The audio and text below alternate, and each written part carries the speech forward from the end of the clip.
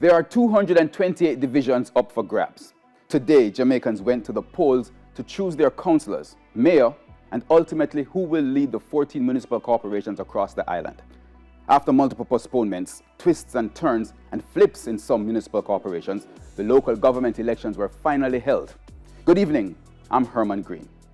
We say twists and turns and postponements because the last local government election, those were held on November 28, 2016.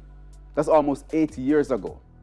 At the end of those elections, the Jamaica Labour Party, JLP, took control of 9 municipal corporations, while the People's National Party, the PNP, they had 4. Now, the PNP also won the mayoral election for Portmore. As for the twists and turns, there were by-elections for the Greater Portmore North Division in March 2017. Then in 2018, more by-elections in Norman Gardens, East Kingston in March, and in Yala St. Thomas and Maypen in Clarendon in April of that year. In addition to that, there was a sway of leadership in St. Thomas, with the death of JLP Councillor Lenworth Rawle in October 2022. In 2016, both parties had 5 seats each, with the JLP receiving more of the overall votes for the parish. The returning officer selected a JLP councillor for mayor. Lenworth Rawle's passing swayed the count to 5-4 in favor of the PNP, and so PNP councillor Hubert Williams was sworn in as mayor of Morant Bay. Now, also in St. Thomas, another JLP councillor, Joan Spencer, she passed in June of 2023. So all eyes will therefore be on St. Thomas to see how close, if at all, that municipal corporation would be when the final ballot is counted there. Another area to watch is Portmore in St. Catherine. This is the only municipal corporation where voters directly elect their mayor. Of course, the other corporations choose the mayor based on which party has the majority. But with the government seeking to push its plans to make Portmore Jamaica's 15th parish, both major parties, the GLP and the PNP, will be hoping to secure mayorship to further their position on the future of Portmore. The battle there is between the representatives of the 2 major parties, Markland Edwards of the JLP and the incumbent PNP candidate, Leon Thomas. An independent candidate, Howard Hamilton, has also joined that race for mayor. All 3 have expressed confidence of a victory after all the votes have been counted. While every parish has its own political battles, the Westmoreland Municipal Corporation and the Kingston and St. Andrew Municipal Corporation, the KSAMC, there are 2 other battlegrounds to watch.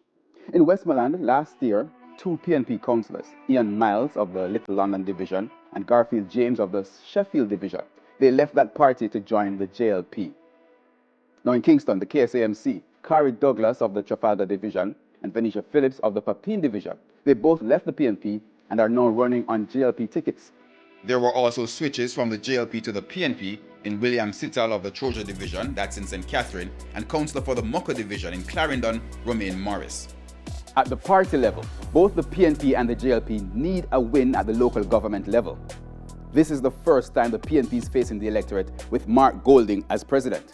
A win is critical to his leadership and heading into the next general election. For the JLP leader, Andrew Holness, this is also a testing of the electoral waters to determine the party's modus operandi for the rest of this term in government. Votes are in and the ballots are being counted to see who will control the municipal corporation in each parish. This is Vote 24, local government election. Here's your host, Dion Jackson. Thank you so much for that, Herman, and thank you for joining us. This is Vote 24, local government election. We're so happy to have you, our viewers, our listeners across all our platforms, and it's plenty of them. Radio Jamaica 94 FM, Television Jamaica, OneSpotMedia.com, TVJ International in the Cayman Islands, TVJ and Gleaners YouTube channels, TVJ's Instagram, and Caribvision in 17, count them, 17 countries across the region. And we're going to be taking you all the way through the election results. I'm Dion Jackson Miller. I'm joined in studio by the head of news, Milton Walker. Also have with us senior journalist Earl Moxham and morning agenda host and attorney at law, Jodianne Quarry. And throughout the evening, we're going to be joined by our reporters on location. We have Javon Keys and Neville Graham of the Gleaner. They're at the Electoral office on Duke Street. Giovanni Dennis and the Gleaner's Erica Virtue are at the headquarters of the People's National Party on Old Hope Road. Andrea Chisholm and the Gleaner's Kimon Francis are at the Jamaica Labour Party headquarters on Belmont Road. Now, let me just say that we are getting some information that there are some difficulties that CAFFE is having.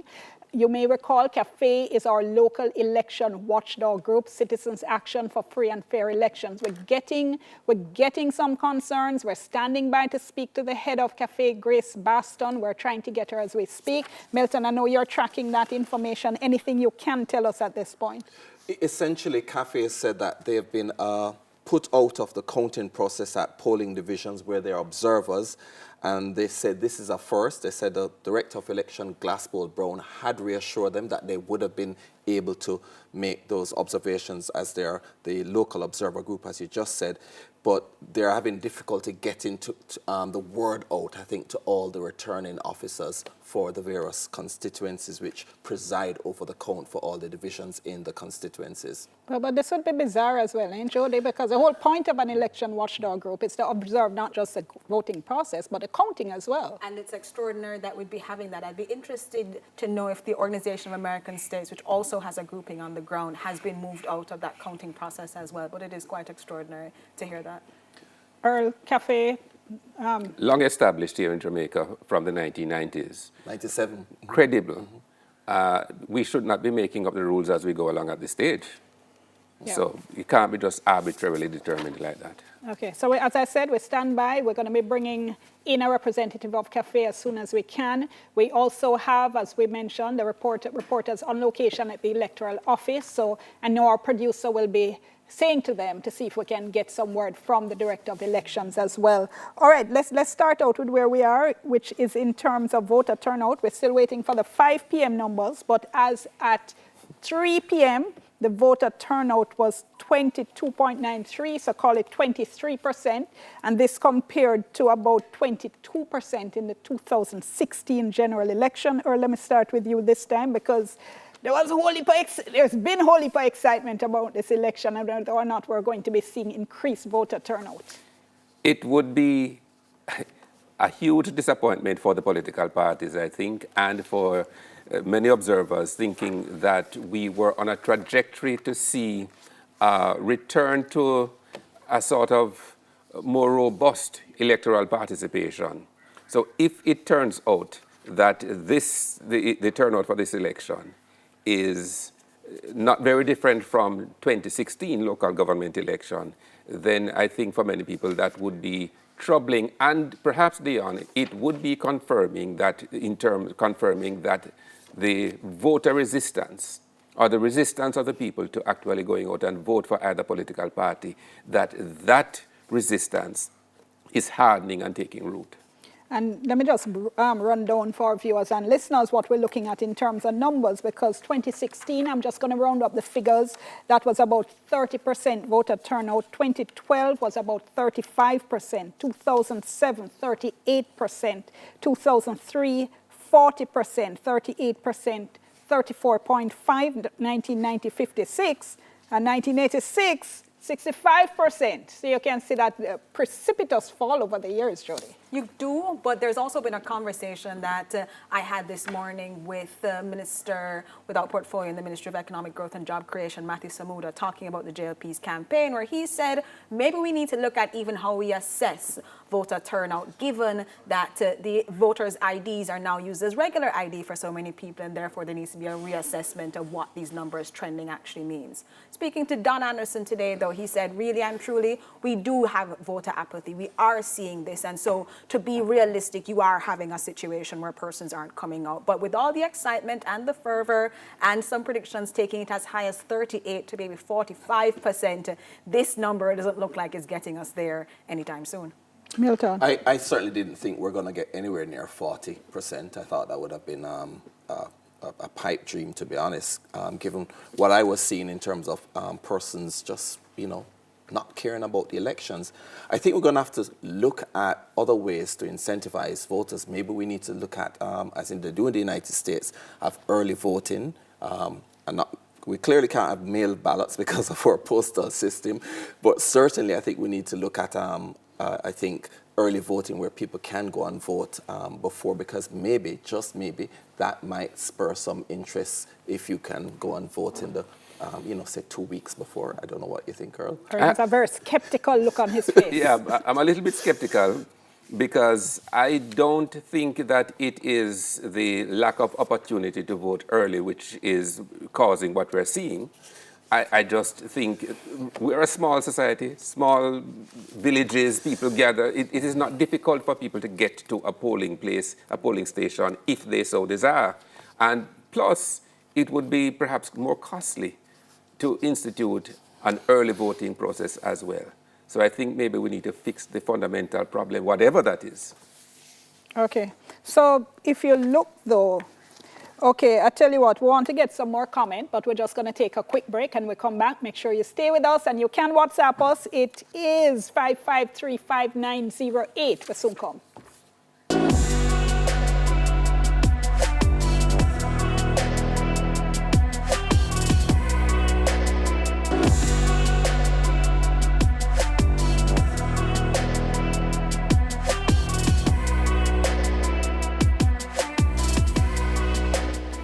Thank you so much for staying with us for Vote 24, our ongoing coverage of the local government elections. Now, just to remind you, our WhatsApp line, it's 876-553-5908. Give us your first name, give us your general location. Folks, don't call on the WhatsApp line, the boy now got answer, all right? Just WhatsApp only, please. Javon Keys is on location at the Electoral office. Javon, can you hear me?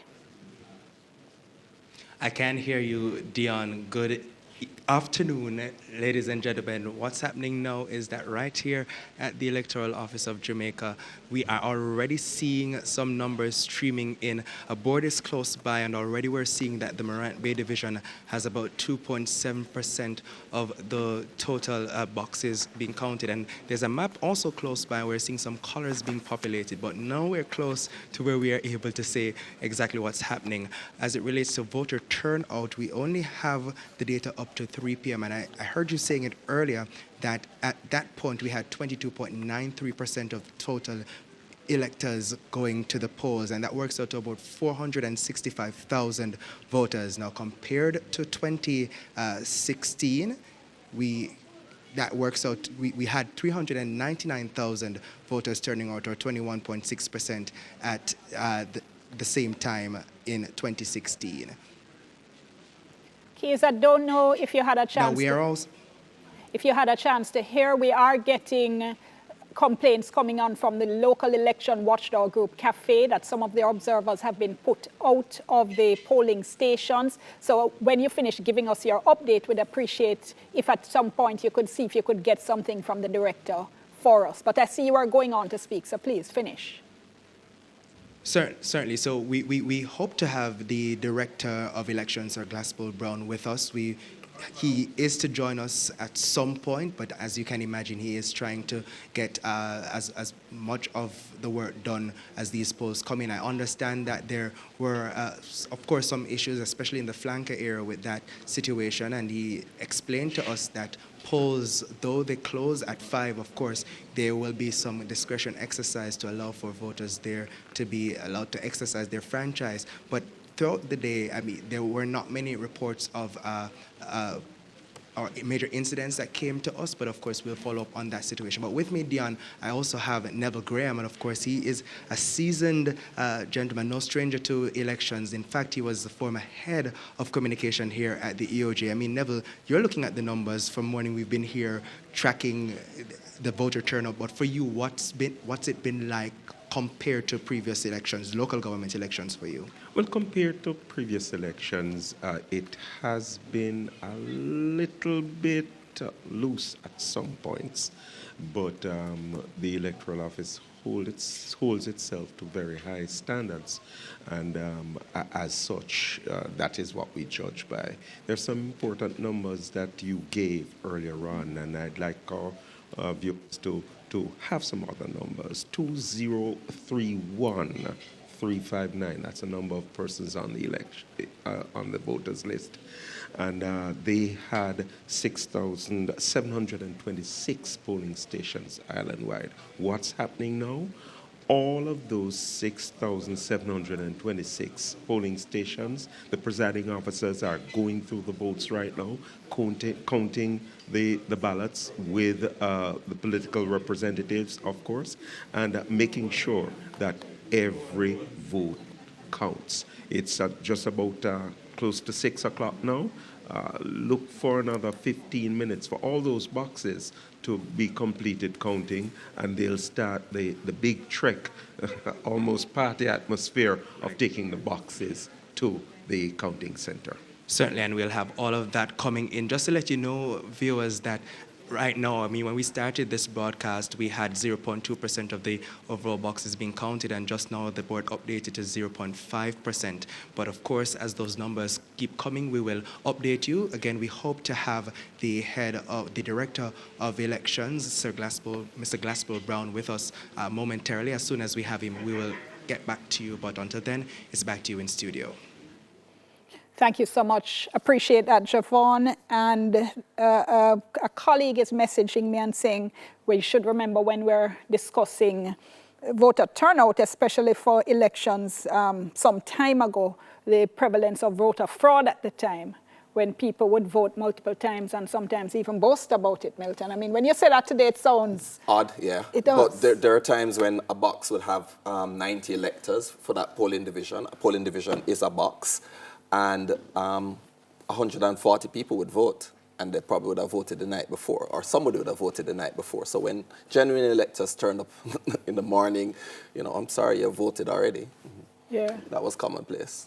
Hence, in some constituencies, by the way. Hence the exhortation. I know my father used to wake us out of bed 6 o'clock on election day, because he said you have to be at the voting booth at 7 o'clock, so nobody no vote for you. Well, today there was a picture of a woman who said alive or dead she was voting. For persons who are post-ECJ and EOJ, that would be hilarious, not understanding where that would have come from, and the reality that people dead who were on the voters list still not taken off were going out and voting and casting some sort of vote. So the kind of elections we're so accustomed to having today, these things are jokes now, as opposed to a regular standard practice that we have to be looking out for. I think it's important that Milton did qualify by saying some constituencies, because I don't, while accepting that there was that problem, I don't think it rose to the level where it would have significantly distorted the voter turnout. Those figures were for the most part. Or the results of the overall election. Yes.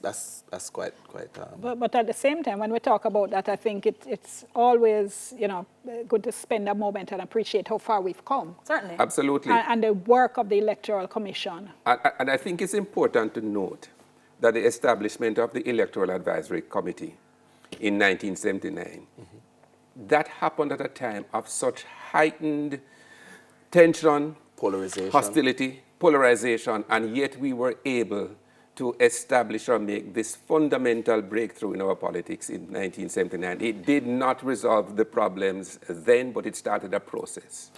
To the point now where our electoral officials are being sent or being asked for to come abroad to various countries with weak electoral systems to help them strengthen their electoral systems, and that Jamaica, of course, can look on with a fair amount of pride. A call from the United States might not be out of the question, of course, but and a credit to the work that we've done here as well to get people onto the voters list. So as we talk about voter turnout, more people being on the voters list, over 2 million people, and from the work of the ECJ from about 2016 to 2020, getting 900,000 people on that list means that as we assess these numbers, we're not necessarily looking at apples to apples.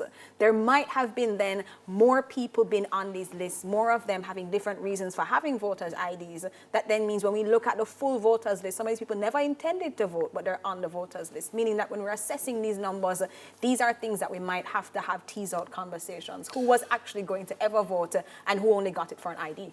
And Dion, another point to make is that the efficiency of our system. We know even with close elections, by 8, 9 o'clock, the results of our elections, there are some countries not too far from us with much smaller populations that even the next morning they don't know what the final results of their election is. It's not a dig at my Caribbean neighbors, but No. If 10 o'clock come and Jamaicans don't know who win the election, they vex. yes. They really do get upset. There are a couple of things as well. We're mentioning CAFFE, and I also don't want to just swoop past that without reminding our viewers and our listeners the importance of CAFFE, because before CAFFE, what used to happen is that we would rely on the foreign observer groups, Yes. the Carter Centers of this world, like you mentioned, the OS missions, and a group of patriotic Jamaicans got together and said, no, this is something we should be able to do for ourselves, and led for many years under the leadership of Dr. Lloyd Barnett.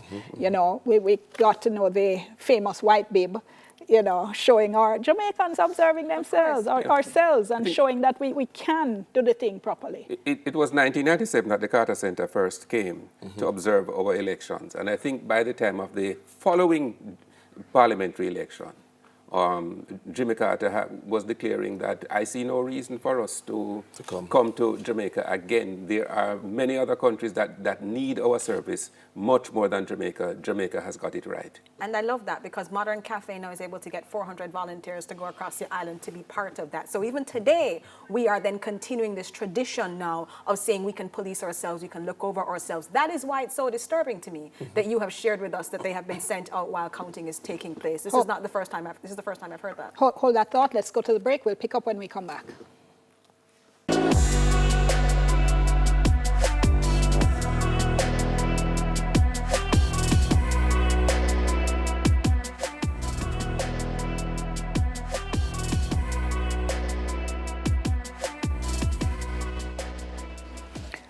Thank you so much for staying with us. We continue our coverage of the local government elections. I'm Dion Jax-Miller, and we are going to be continuing to link with our reporters at the various locations. Just to repeat something we said a little bit earlier, that we're understanding the election observer group CAFFE has been having some difficulties with some of their observers, we understand, being barred from watching the counting, and we're trying to get a fix on that. So we're still standing by to get some more information on that for you. Let's take a little bit of a wider view then in terms of what's at stake in this election. PNP lost the last general and local government election, ended up on election night controlling only Hanover, Westmoreland, Manchester, and St. Catherine. And this is the party that has always sold itself as being the local government party. So Earl, new leader, facing the electorate for the first time. What's at stake for the PNP? Well, let's start with the new leader, because he has put it all out there.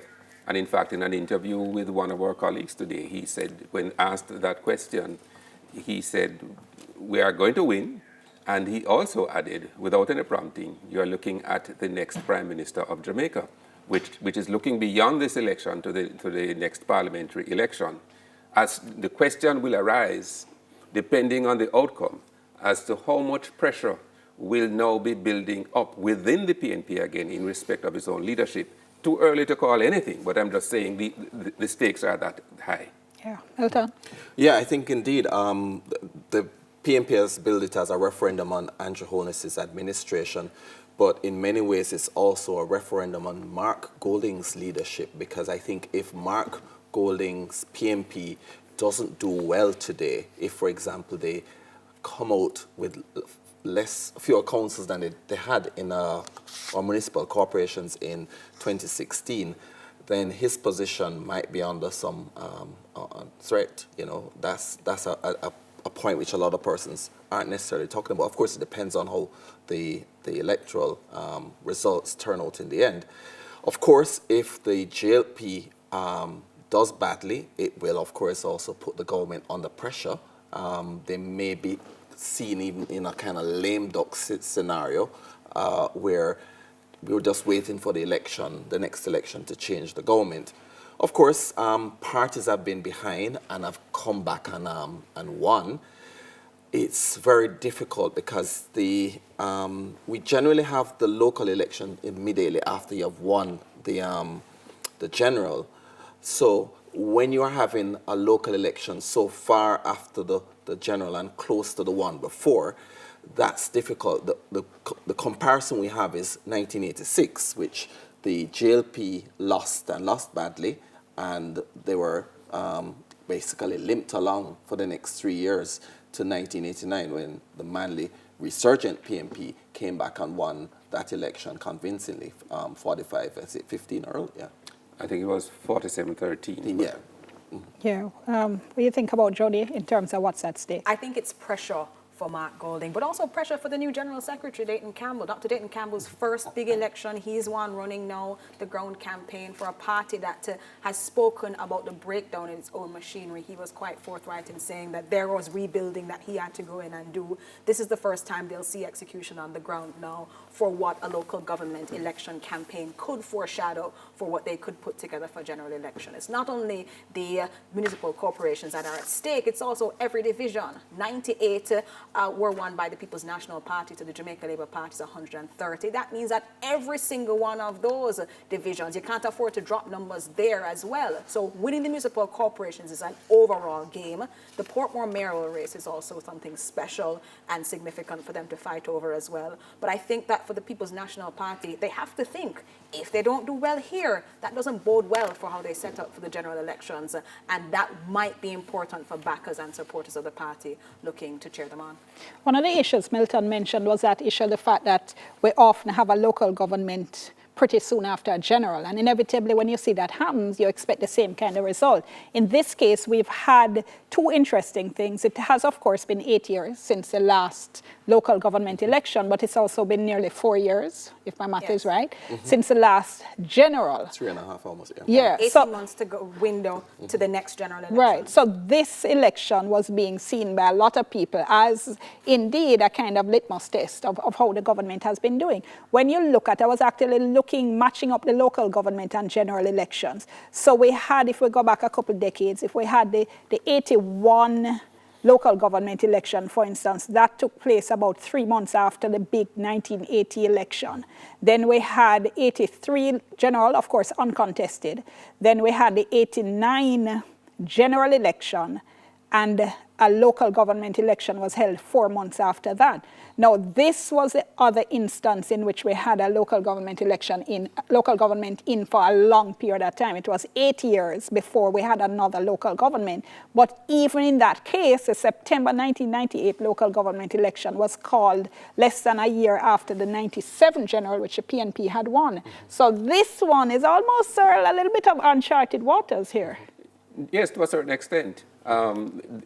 It has happened in circumstances in which the incumbent national government had no option other than to go ahead with the election, having postponed it a couple of times.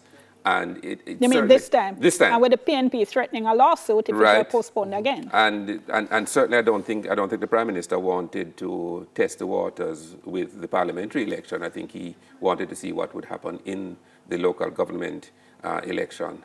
So it's left to be seen coming out of this, even if it is as you were, but in terms of the number of municipalities won, but if the vote count nationally is not, if it doesn't indicate significant movement, it might not give him the encouragement or the courage to go forward with a parliamentary general election anytime soon.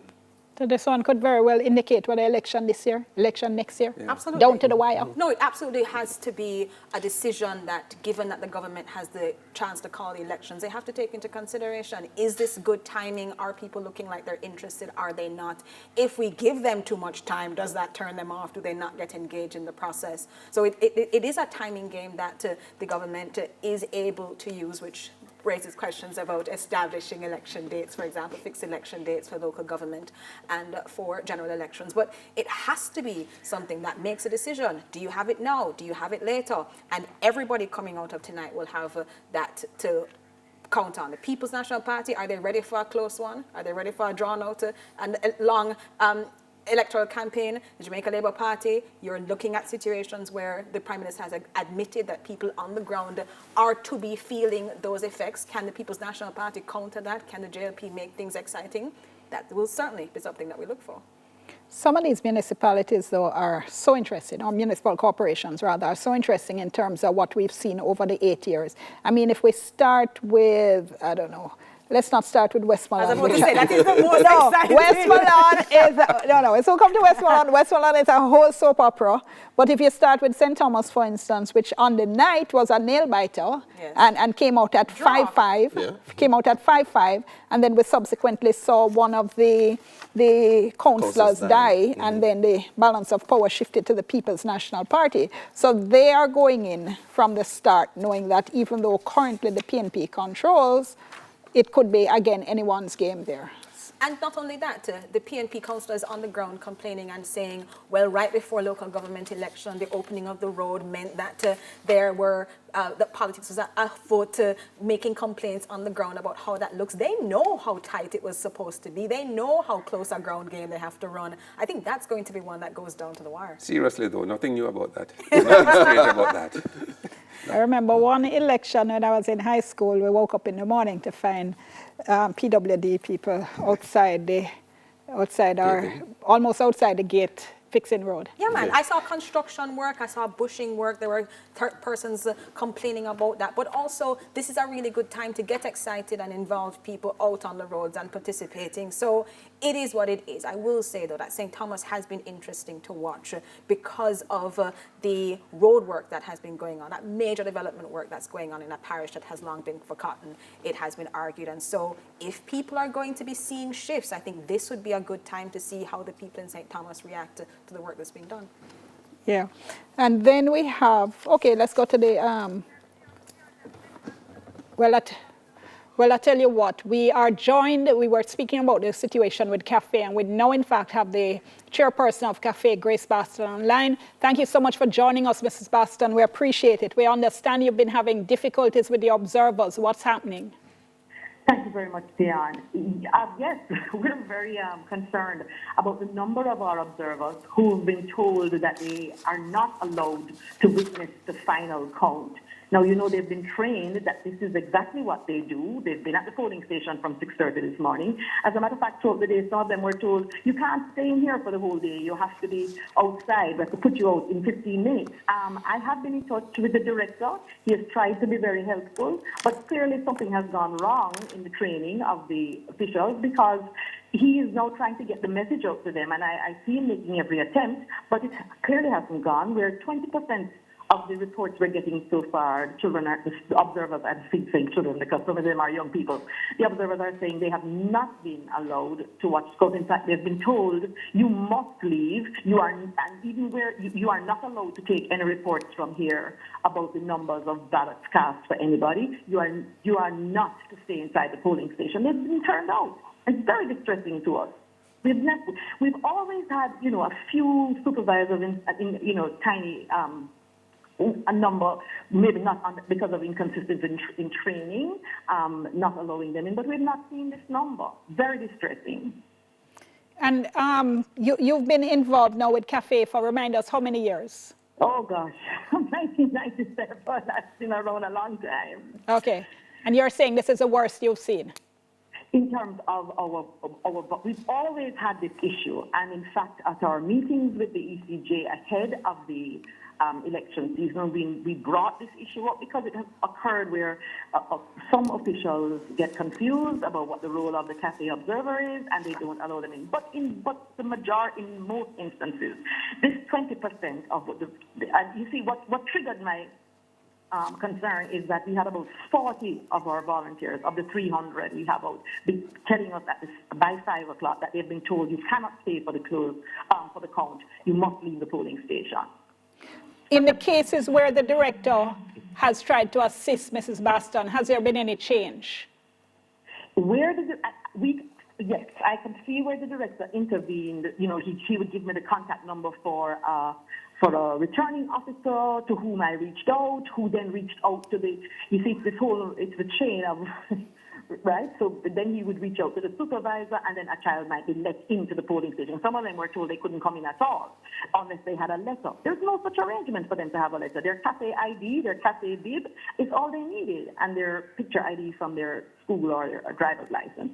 So he helped to correct those things. But you can imagine on a day like today, for him to do that every single time, and I've been just firing off to him, you know, as they come into me, situations where the observers were barred. Yeah. Yeah. Well, we appreciate you joining us to update us. We'll certainly follow up on it both this evening as well as tomorrow to find out exactly what went wrong here. Thank you so much. Thank you. CAFFE Chairperson Grace Baston talking to us there. We're going to go to the break. We're back in a moment.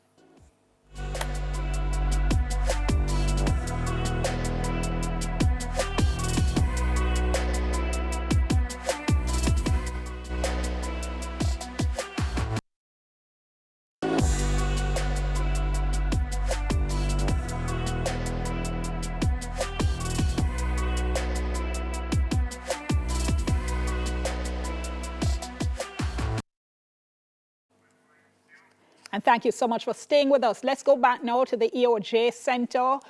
Our reporter Javon Keys has the Director of Elections, Glasspool Brown. Go ahead, Javon. Thank you so much, Dion. So, Mr. Brown, just give us your overall view of today's proceedings. I think the day went fairly well. There were some hiccups along the way, but an overall assessment, I think the team did very well out there, and the electors were very cooperative with us. We are very satisfied in terms of the preliminary report, that is.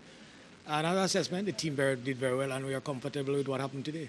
Right, as you indicated to us earlier that as at 7, you had 98% of the polling stations opening, 2% opened a little late, but up to 7:30. But outside of that, we have been getting some complaints, particularly from CAFFE, talking about their representatives not being allowed the kind of access that they're accustomed to during an election process. Have you gotten those complaints? Well, I mean, they have communicated with you, but what exactly went wrong this time around? CAFFE and Electoral Commission of Jamaica have a very good relationship over the years, and we will continue to have that relationship. CAFFE was a little more proactive this time. We need to sit down with CAFFE again in terms of looking at the relationship going forward. So there were some issues in terms of allowing them to go into the police station beyond a certain time.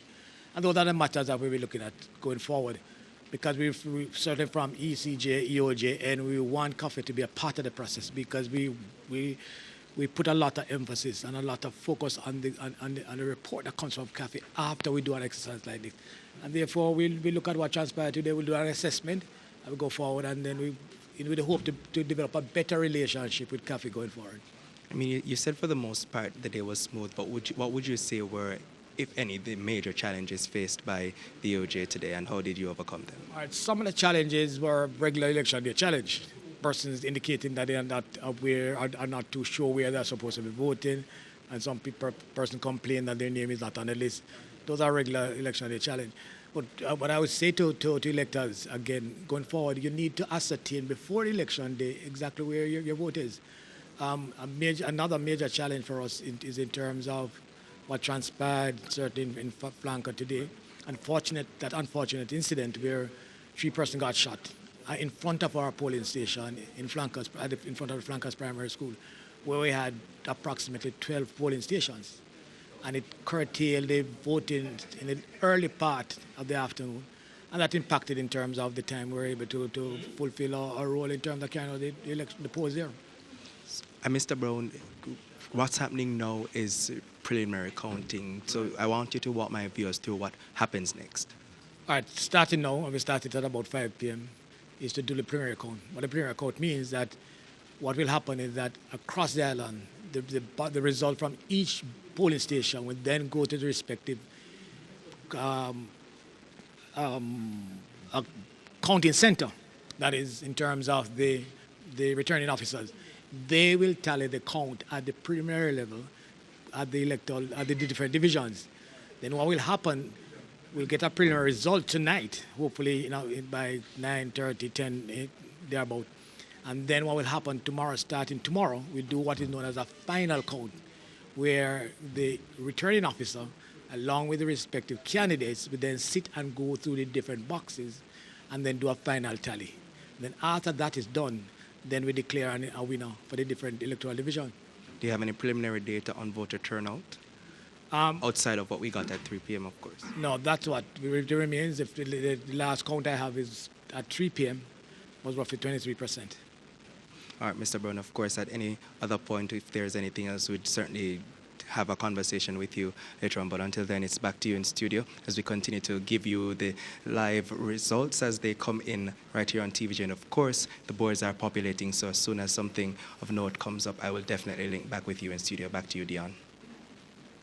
Thank you so much, Keys, and we're anxiously standing by for the first set of live results. I do not understand what the director said. We have to sit down with CAFFE. No, surely he needs to sit down with his people. I wasn't understanding him. And then he said something about, them observing beyond a certain time. I thought it was a very kind of nebulous, very squishy statement that didn't seem to take a very hard position on CAFFE should be observing. We need to fix it. We need to ensure that they are able to observe. Find out why they weren't allowed and, where the communication broke down. I resolved it by thinking that the CAFFE report, which at the end of the local government elections tells them where there are deficiencies, will highlight some key issues that then they can use. It will be less about what happened on the day, perhaps it happened only in disparate locations, and talk more definitively about where there were gaps. For me, that seems to be more useful than saying that they would have to be going back to the drawing board with CAFFE to renegotiate how this relationship, this long-standing relationship that CAFFE and the EOJ have maintained. Which is why I'm saying I don't understand, because is it that he wants to change the relationship? If not, why would you need to go back to CAFFE? He said at the end that he relies on their report, and it's really important for them to be able to do an overall assessment. So I think there must be some understanding that a serious breakdown has happened today, but I certainly would not be in favor of a reevaluation of that relationship, because them, as election observers, local election observers, allow for us to have a free and fair process that we can all trust. Going back to the drawing board is a catch-all phrase now that has almost no meaning. After every sporting engagement back or anything, to the drawing board. Back to the drawing board. In this case, there's no need to go back to that particular drawing board. You need to find out the problem, fix the problem, yes. Argument done. Yes. Yeah. And the thing is that we'll be able to see whether or not the problem is fixed, since we have a general election due in about 18 months. There you go. Indeed. All right. No, the other thing is, I was listening as well to Grace Baston, and I think she slipped there. I could see her principal slip showing. She used the word, was it kids or children or something? But I know she's been very proud of the fact that CAFFE, in fact, has been able to pull in so many young people as observers. 300 that she spoke Yeah, and I find that actually really exciting. For me, that's the biggest thing, that you, in a time of increased voter apathy, a discussion about young people no longer being interested in or able to vote, not participating, that you can get them to volunteer. Yes. That's a really important thing, that you're able to convince them that this matters, that watching matters, that spending your whole day watching. So you're not in the excitement of a cheering camp of a political party. You are just sitting there making sure this works. And how incredible that CAFFE can still do that in 2024. Yeah. Dion, one of the things that I observed when I went to vote this morning was who was voting. And when I was there, I only saw one young person voting. I did speak to an EOJ official who said she saw one other young person earlier in the morning. But that's also an indicator, are young people participating in terms of voting? And that's an area that we really need to work on, because if you only have aging voters, that's certainly not good for your democracy. It's as bad for your democracy as it is for your economy when you only have, you'd have too few young people. And I had a contrasting experience at my PD and polling station where not only was it a great time to say hi to your neighbors and friends, but I also saw quite a number of young people out participating in the voting process, as well as being part of the contingent. Actually voting? Actually voting. So in front of me in the line, I watched them go in and vote themselves, but also part of the contingent. Define young. Oh, well, under 25 and under 25, so young, like not young, 39. Not you, young Milton, not your young. But I saw them, and I saw them engaging with the political parties as well on the tents, rallying, being part of that discussion. So I think that it might be a situation where some places are showing young people being involved and interested, and others not so much. Milton was asking me if I saw young people when I went to vote. I said, well, me won. And say, no man, the other people in the line. I said, Milton. You were the youngest? I was the only, Jody. Okay. So I was both the oldest and the youngest. Ah, there you go. No, I have tons of people in my line. We Maybe went it's a in time, making though, friends. when you went. Went there at 4. Okay. To vote. Okay. So Okay. at 4, lines of people now in. I was seeing lines at other PDs as well. In fact, discussions with security officers coming by saying that my PD line was moving slowly and they were pointing things out. Seeing people out there, seeing security officers. I spoke to supporters for the Jamaica Labour Party and People's National Party. They were saying they saw tons of people come in, a steady flow throughout the day. They were able to give me play-by-play. And I asked AOJ officials as well as to how many people they saw because we had such excitement about voter turnout. Did they see the numbers on the ground? And for my PD and for my polling station, they said, yes, they saw people. So Okay, I'm sorry. interested to see those then breakdowns in particular divisions. Yeah, sorry, can't relate. By the way, I I don't... was in and out, and I Yes. mean, big up to the wonderful workers. They did a great job, but yeah, it was just me there. I But think I it was- went about 11:30 midday. Okay. Which I know is when you tend to have the lull.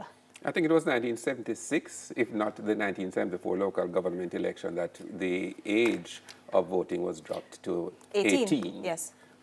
So at that time, young people were far more energized because the political process was so much more exciting for the country's politics, and many things were much more exciting for young people.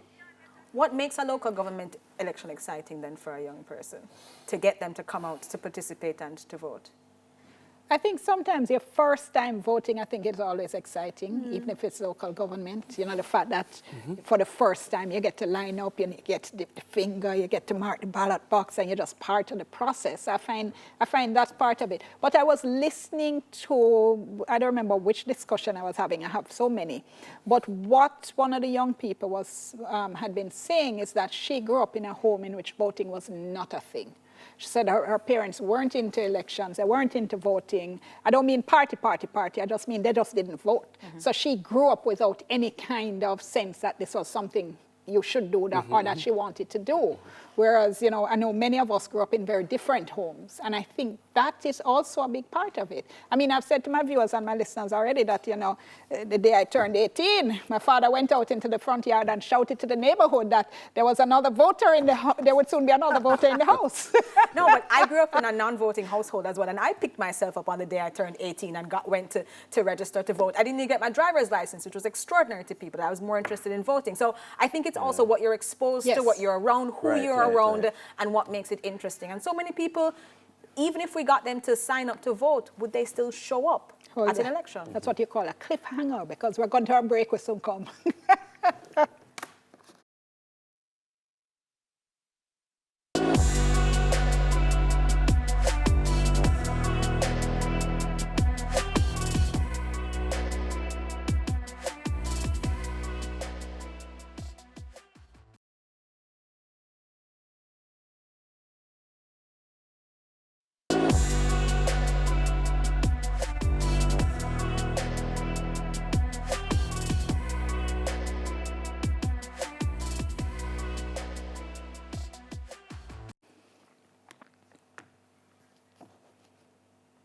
Thank you so much for staying with us. We continue with you. We're tracking the local government results. And let's go now to our reporter, Andrea Chisholm.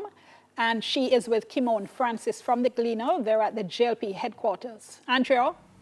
It's a wet and quiet afternoon here at the JLP headquarters on Belmont Road, Dion, as we await the results of the 2020-24 local government elections. It is the 17th such election.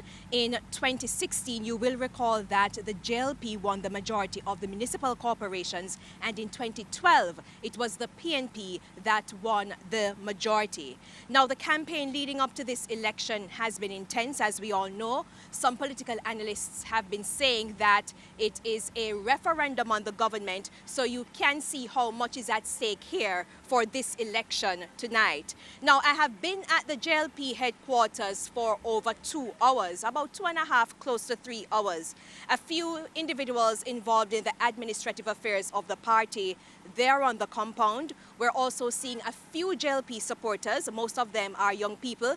They did not want to speak with me on camera, but about one of them told me that it was their first time voting today. The process was pretty seamless and they were excited about having that opportunity. Now, not much is happening here at the party headquarters, as I mentioned earlier. There is a sound system behind me that they were playing music a little earlier. We actually asked them to just turn it down for a moment to facilitate this live presentation. We also saw a handful of police personnel on location. They're also here, so that's an indication as to what is expected here tonight. And we also saw that there's setting up in the conference room with what appears to be preparation for a press conference later on this evening. Now, when I asked the JLP supporters, the handful of JLP supporters on location, where is everybody?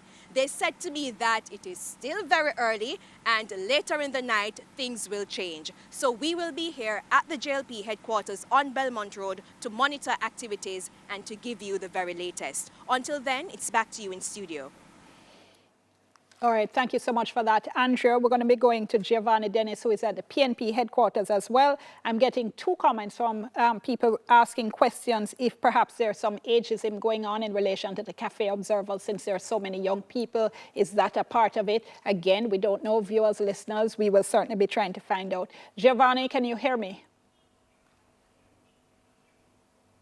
Hi, Dion, I can hear you. I can also tell you that a number of supporters are making their, on the compound here at the PNP headquarters at 89 Old Hope Road. It's not a party mood by any stretch of the imagination. In fact, it's more like a tense, anticipatory kind of mood, with the occasional supporter passing by and blowing a vuvuzela or yelling "Time come." Of course, this "Time come" slogan comes against the background of PNP President Mark Golding saying that this local government election would be a referendum on the wholeness administration. Of course, another senior PNP member, Julian Robinson, saying, quote, that this would be the most significant and consequential local government election since 1986. Now, why is 1986 significant? Now, in that year, the PNP swept all the 13 parish councils in that local government election. Of course, they would go on to win the general election 3 years later in 1989, and already the comparisons are being made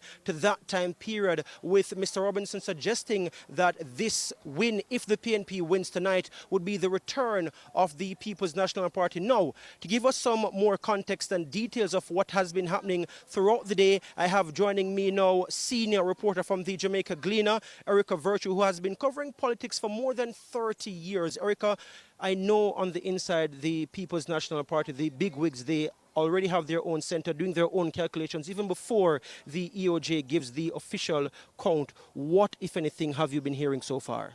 Okay, so far there has been a lot of problems throughout the day between the police officers, the election EOJ officials, and just understanding of what is it that voters are entitled to do, and what is it that the press is also entitled to do, what they can do and what they cannot do. Because of the, I would say, the misunderstanding with some of the electoral office people, it slowed the process. The process was already slow. It went to a crawl. We were almost sleeping throughout the day. Myself and Tiffany, young Tiffany Taylor from the Gleaner, and Rudolph Brown, it was just so boring. And I'm telling you that if this election, for all that was done throughout this campaign, if we get less than the 32.6% that voted in 2016, democracy is dead, dead, dead. And I fear that is what has happened. I think you mean Tiffany Price from your team, but just for clarity, there is a team of police officers here led by Senior Superintendent Aaron Fletcher. We have not been experiencing a problem with the police officers here on the compound of the People's National Party. What problem specifically are you referring to with police officers throughout the day? It's not the police officers here at the People's National Party headquarters, but it is the police officers who are in charge at the various polling divisions. So, for example... What has happened? Okay, so like this morning when the opposition leader went to vote, they were telling us that we, and the election day workers too, were telling us that we couldn't photograph the opposition leader voting. It's only because some senior photographers know the stuff and know what they can and cannot do. They just went ahead. And then we went to other polling stations because we are covering like 7 constituencies, and police officers were telling us that we can't go to certain points within the polling station. At one polling station in Halfway Tree, the police officer was telling us that we had limited time to be there. And I'm like, not today, lady, not today, because you need to know. You need to know the rules because we know. And, when you've covered almost 8 local government election and coming into 8 general elections, if I'm around next year, you learn to be patient and you learn not to argue with them. But then it's just, it gets frustrating. It really does get frustrating. So there have been concerns, Dion, about the training of the election day workers from the EOJ. We were speaking as well with a PNP member just now, a PNP senator, in fact, Gabriela Morris, who was raising some concerns about the training and the delays that she experienced in voting. Now, I have also been speaking with senior party members. I spoke earlier with Dr. Angela Brown-Burke and also the party's general secretary, Dr. Dayton Campbell. Both have expressed confidence in their performance in the local government election. Particularly, they believe that they will be regaining the Kingston and St. Andrew municipal cooperation. So that's what's happening here at the People's National Party headquarters at 89 Old Hope Road in St. Andrew. And I've been speaking with my colleague Erica Virtue, and we'll be getting information on what's happening here. And of course, we'll be providing you with the latest throughout our coverage tonight on Television Jamaica. But for now, it's back to you in studio, Dion. Thank you so much, Giovanni. Now, I just want to let our viewers and our listeners know that we have been having some kind of technical glitch on the part of the EOJ in terms of getting results up to us. That's why you haven't been seeing them so far on the screen. But we do have, as we've been telling you, a report on location. So we're going back to the Electoral Office to Javon Keys, who will give us an update on what's happening so far as results is concerned. Javon, what can you tell us? Thank you so much, Dion. So our viewers can see on screen what's a map of Jamaica being populated by color. If a closer look will see that 8.3% of the overall boxes have been counted. That's about 556 of the 6,762 boxes across the island have been counted. Now let's look at the Kingston and St. Andrew overall. We're seeing where 10.3% of those boxes have been counted, 148 of 1,436 boxes complete. Now, Papine in St. Andrew, that's another division where many eyes are on, and guess what? 38.64% of those boxes have been counted. You're not seeing that on your screen just yet, but we're seeing 17 of the 44 boxes already in, and we're seeing that those numbers come in. Of course, as they refresh, we'll give you an update. The timestamp on these figures is 6:41 p.m. So as soon as we get an update, we will come back to you. And as you said, Dion, there appears to be a bit of a glitch, but we are here and we're going to be giving you the numbers as soon as they come in, as soon as they refresh, as best as possible. All right, thank you so much for that, Javon. So that was 8.6%, I think. Right, for the national total, Kingston little over 10%, and Papine. Dion, just a couple results I would like to share from the Papine division, which is where Venetia Phillips is running. From polling division 61, the JLP had got 79 votes to the PNP's 33, 62, 65 to the PNP's 44, Papine High School. No, sorry, start over for me. If we got JLP first, PNP second, which is how the EOJ does it in terms of alphabet. So the first number is the polling division, right? So 61, polling division 61, yes. And the JLP has 79 to the PNP 33. Got you. 62, polling division 62, the JLP has 65 to the PNP's 44. Polling division 63, the JLP 28, the PNP has 39. In the Tavern Community Centre, polling division 64, the JLP has 66 to the PNP's 33. and polling division 65, also at the Tavern Community Centre, 75 for the JLP and 23 for the PMP. And the Student Union, which I think is on campus, that's polling division 77, JLP 39, PMP 56, 78, polling division 78. The JLP has 15 to the PMP's 27. The polling division 79, 24 for the JLP and 24 for the PMP.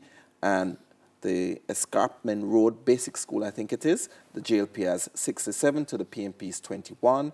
And at polling division 81, also at the Escarpment Road Basic School, that's 67 for the JLP and 7 for the PMP. At polling division 82, the JLP has 133 to the PMP 16. At polling division 83, also at the Escarpment Road Basic School, JLP has 70 to the PMP's 24. And just to round up, at the Augusttown Primary polling division 94, JLP 18, PMP 73, 95, JLP has 13, PMP 71, Augusttown Primary polling division 96, the JLP has 16 to the PMP's 53, and polling division 97 at the Augusttown Primary 54, JLP 44 PMP, and polling division 98, 30 for the JLP and 67 for the PMP. The other polling divisions have not reported any results yet at the time of this report that we got. And what was the percentage of? For 38.6 for the Papine division had been counted so far. Not yet halfway. Showing a picture, though, as to how Venetia Phillips, who has moved from the People's National Party to the Jamaica Labour Party, might be faring. But again, still not halfway, so not yet able to make any definitive counts. But it is showing a picture as I don't know if anybody was able to tabulate those numbers. The last two numbers are lost, and so I would have counted them out. Sorry, so the last two polling divisions, that's 97, 54 for the JLP and 44 for the PMP, and 98, polling division 98, it was 30 for the JLP and 67 for the PMP. Okay, we're going to continue to go to results as soon as we get them. First, so we just... All right, so that was, and the interesting thing about Papine as well, of course, was that you mentioned Venetia Phillips having crossed the floor, but also she and the JLP obviously decided to make a thing of her crossing the floor. So she was one of their spokespersons during the campaign. She was one of their debaters, you know. But would you say that they made a thing of her, or has opposition leader Mark Golding also elevated her? Some of his barbed attacks have been directed toward her in a way that you haven't seen with the crossing of Carrie Douglas in the Trafalgar Division, having that But she's also been sniping at him as well. I don't think sniping is a word, though. She's attacked But him they've very been in back and forth consistently. tussles even before she had made that official move to the Jamaica Labour Party. So I think that she is elevated in these conversations, and then is the right person to raise in those debates. You saw her being able to speak about being on both sides and being able to see what the Jamaica Labour Party has been able to do when compared to the People's National Party. That might have resonance with persons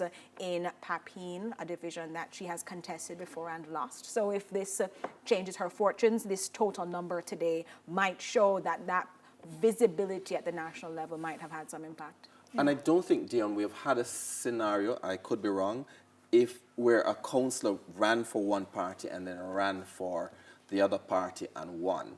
We've seen it at the national level where Carl Samuda won in North Central St. Andrew for the JLP, and then he switched to the PMP, won, and even went back to the JLP and won again. And I think Madam Rose Leon also won for both parties as well. Angela and Christian on our WhatsApp line is asking, was all the excitement a trick?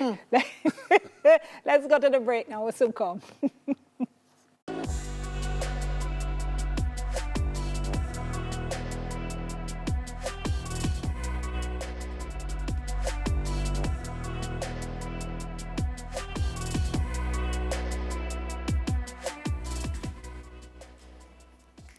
And thank you so much for staying with us for our coverage of the local government elections. And we did mention to you that we needed to take a little bit of a look at what's been happening over the past 8 years in both the Kingston and St. Andrew municipality, as well as Westmoreland, which, as we were saying earlier, is a whole soap opera in itself. Before that, though, let's go back to Javon Keys at the Electoral Office, who's been trying to figure out the results. And we're going to get to him in just a moment, because we know you all have been asking where are the results. He's going to be telling us what has been going on and why it is we haven't been able to share more. Javon, can you hear me now?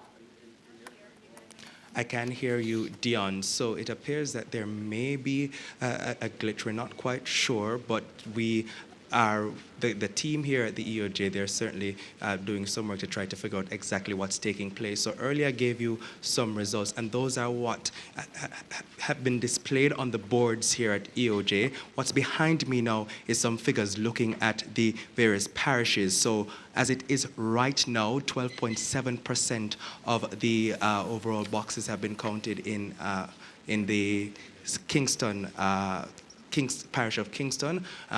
Well, divisions, right, we're seeing one going JLP, 5 to PNP. We're seeing for St. Andrew 11.7%, St. Thomas 14.8% of boxes counted, Portland 0.4%. So we're seeing Portland a little bit behind there compared to the other parishes. St. Mary has 1.2% of the boxes counting, and of course this counting is ongoing, so as it updates we will seek to get the data to you. St. Diane has 2.5% rather, Trelawney 4%, and the board just refreshed and we're seeing some marginal movements there. Trelawney at 4%, St. James 20.3% of the boxes counted.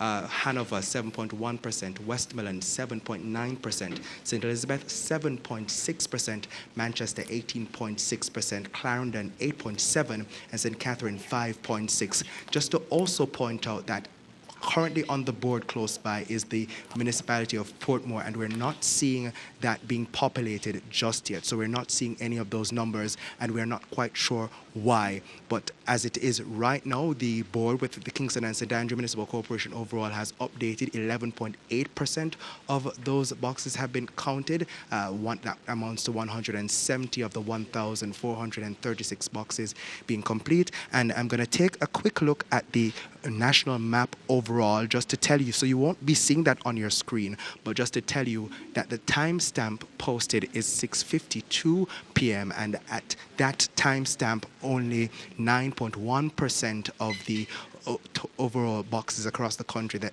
have been counted. That amounts to 614 of the 6,726 boxes. And looking at Papine in particular in St. Andrew, 38.64% of the boxes. So no change there really from the last update that we gave. And these graphs have been updated at 6:52. Just to point out again, ladies and gentlemen, that we are only giving the data for the divisions and areas that are posted here at the election center. Not all the divisions are posted, but we hope to get you more updates as soon as they refresh. Until then, it's back to you, and of course we'll be back shortly with some more results. All right, thank you so much for that, Javon, and I know y'all were busy scribbling. And It's a lot. I didn't get, I got some of the ones from Portland down. Portland is very low, it seems. St. Mary, I think 1.2%. St. Anne, 22.5%. 2.5. So it's 2.5 for Yes. St. Anne. 4% for Trelawney, 20.3 for St. James, 7.1 for Hanover, 7.9, Westmoreland 7.6 for St. Elizabeth, and Manchester was 18.6. Clarendon 8.7, St. Catherine 5.6, Portmore as a whole area by itself, not yet up on the board. I'm interested in seeing how that race pans out. I also did some rough math, given the numbers that we had for the Papine division with the 38.6% voter turnout. For the Jamaica Labour Party, we're looking at 759. For the People's National Party, 655. But again, only 38.6 are not able to make any big declarations at this point, but not as runaway as you might think, but also local government election is really the place where one vote does count. And that's so just a wonderful segue into what happened with the KSAMC, the Kingston and St. Andrew Municipal Corporation. I mean, seriously, if you wrote this script, they would have tell you, say, nothing can go so. Because what we saw was the Kingston St. Andrew Corporation, Municipal Corporation was 21-19, 21 to the JLP, 19 to the PNP. But they, what should I say, flipped the script. What turned the tide was the Raytown JLP division. winning Raytown by 1 vote. 1 vote. Yes. 1844, polled by Rosalie Hamilton, to the PNP's Sean McGregor, 1883. So essentially, the 1 vote flipped that division or sent that division to the Jamaica Labour Party, and therefore the entire municipal corporation won by the Jamaica Labour Party, 1 vote. 1 vote makes all the difference, and it also speaks to then this discussion about directly voting for your mayor versus it being a done deal as a result of how the municipal corporation shakes up. But that 1 vote counts, and that's why I say to people, I find local government to be more interesting because this is really the place where you see stories like these, where 1 or 2 votes make the difference in a way that you often don't see in national elections. I wonder how many people are beating up themselves and saying, boy, if me come out of my bed and go vote. Well, you 1 also vote. have people who, in the excitement of all that was going on in the lead up to the local government elections, there's a lot of conversation about this big voter turnout and the excitement. People were watching it. There was a concern, though, Don Anderson shared it, that that excitement might not translate to people being interested in going out. And so if we get these final figures and they don't look as high as had been predicted, there are some concerns that say people might not be beating themselves about not going because they were in for the festivities, but not in for the actual process. And we don't know, for example, the Met Office did predict that there would be rainfall, particularly in northern parishes today.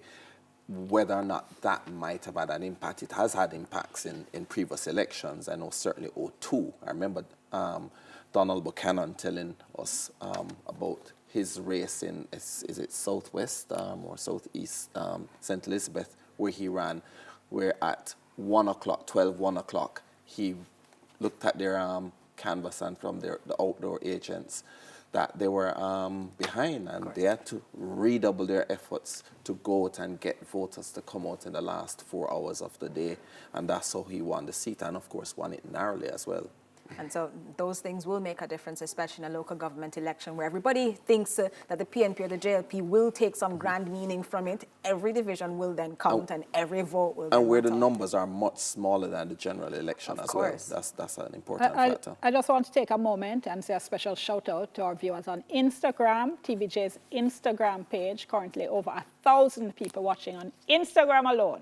You know, and you know, other social media people don't feel no way. I'll get to you over the course of the evening.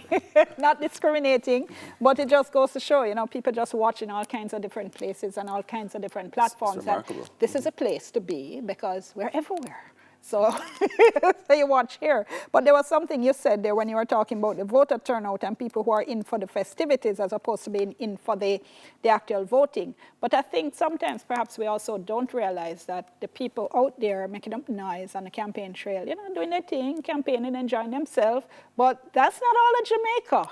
You know, those are a couple hundred or a couple thousand people. So the fact that we see all these buses with green and orange people up and down the place, that doesn't mean that the 20%, 20-odd% who said they're uncommitted, the 20-odd% who said they're not voting, are going to be going up. So let me just say, our TVJ viewers, we are going to be continuing with primetime news. You will be coming back to us at 8 o'clock. But in the meantime, if you want to continue with us, go to one of our other channels, Instagram or YouTube. And so that point, though, Jody, that, you know, you can't, I mean, 5 flights a day comes to mind, Milton. You can't watch the rallies to figure out who is going to vote or how people are going to vote, because the parties have a vested interest in making the process look as exciting and making it look as if they have as many supporters as possible. But that doesn't necessarily mean, as I said, that the rest of Jamaica is following them into the polling booth, you know. And the issue, Dion, for example, we've had in the past, 1980 was a classic example where Manley at Sam Sharp Square said 150,000 strong, can't be wrong. And a couple of weeks later, it went on to a massive defeat. So crowds at rallies do not tell the story. And also the fact that recently the ugly side of our democracy where people are participating for what I can get. There was a voter who we spoke to, I think, in the Papine era, who said she's voting for the JLP because of what she got and that she was going to have a party and she was promised some stuff. to have that party that she was going to have later in March. So people may be turning up. But is that a celebration party, as the party expects to do well in these local government elections, a grander celebration? Is it a private party for her? No, man, she's having a personal party, and that she's been promised by somebody in the JLP, she says, that will give her that if she votes for them. But are those sort of personal promises possible to individual voters to then incentivize them to go to vote? I don't know. We've heard stories of both political parties over the recent years paying people to come to rallies and to get on buses to come to the annual conference and so. Because those pictures matter, those videos matter, getting people optics, to feel, of course, that you had people at your whatever, that matters. Let's talk about Westmoreland now. So Westmoreland, on the night of the election, 2016 election, the PNP won Westmoreland by 9-5. And then something interesting happened. Well, a couple of interesting things happened. So we saw the JLP's George Wright, first of all. He went on to run, as we now know, as MP. And there wasn't a by-election to replace him. And then there was a PNP councillor who resigned over a scandal over pigs. So there are 2 divisions empty. And then we saw 3 PNP councillors declare themselves to be independents. So we then saw the balance of power shift. And then the 2 of the independents went to the Jamaica Labour Party, and the other independent, and perhaps I should put air quotes around all those independents, the other independent then went back to the People's National Party. So they've ended up right now, they're at 6-6 with 2 empty divisions. But of course, that doesn't really tell you what the electorate is going to do today. Indeed. And both parties have been putting a lot of resources in Westmoreland, which is really remarkable because prior to 2020, Westmoreland was a PNP stronghold. Apart from 1980, they consistently won all 3 seats there and fairly comfortably. Even in 97 when they had the NDM and Russell Hammond ran, I think, in Central for the NDM, and he got, I think, close to 30%. You think it was 20-something or close to 30% of the vote, that the PNP were still able to win in that seat. So Westmoreland has been PNP country.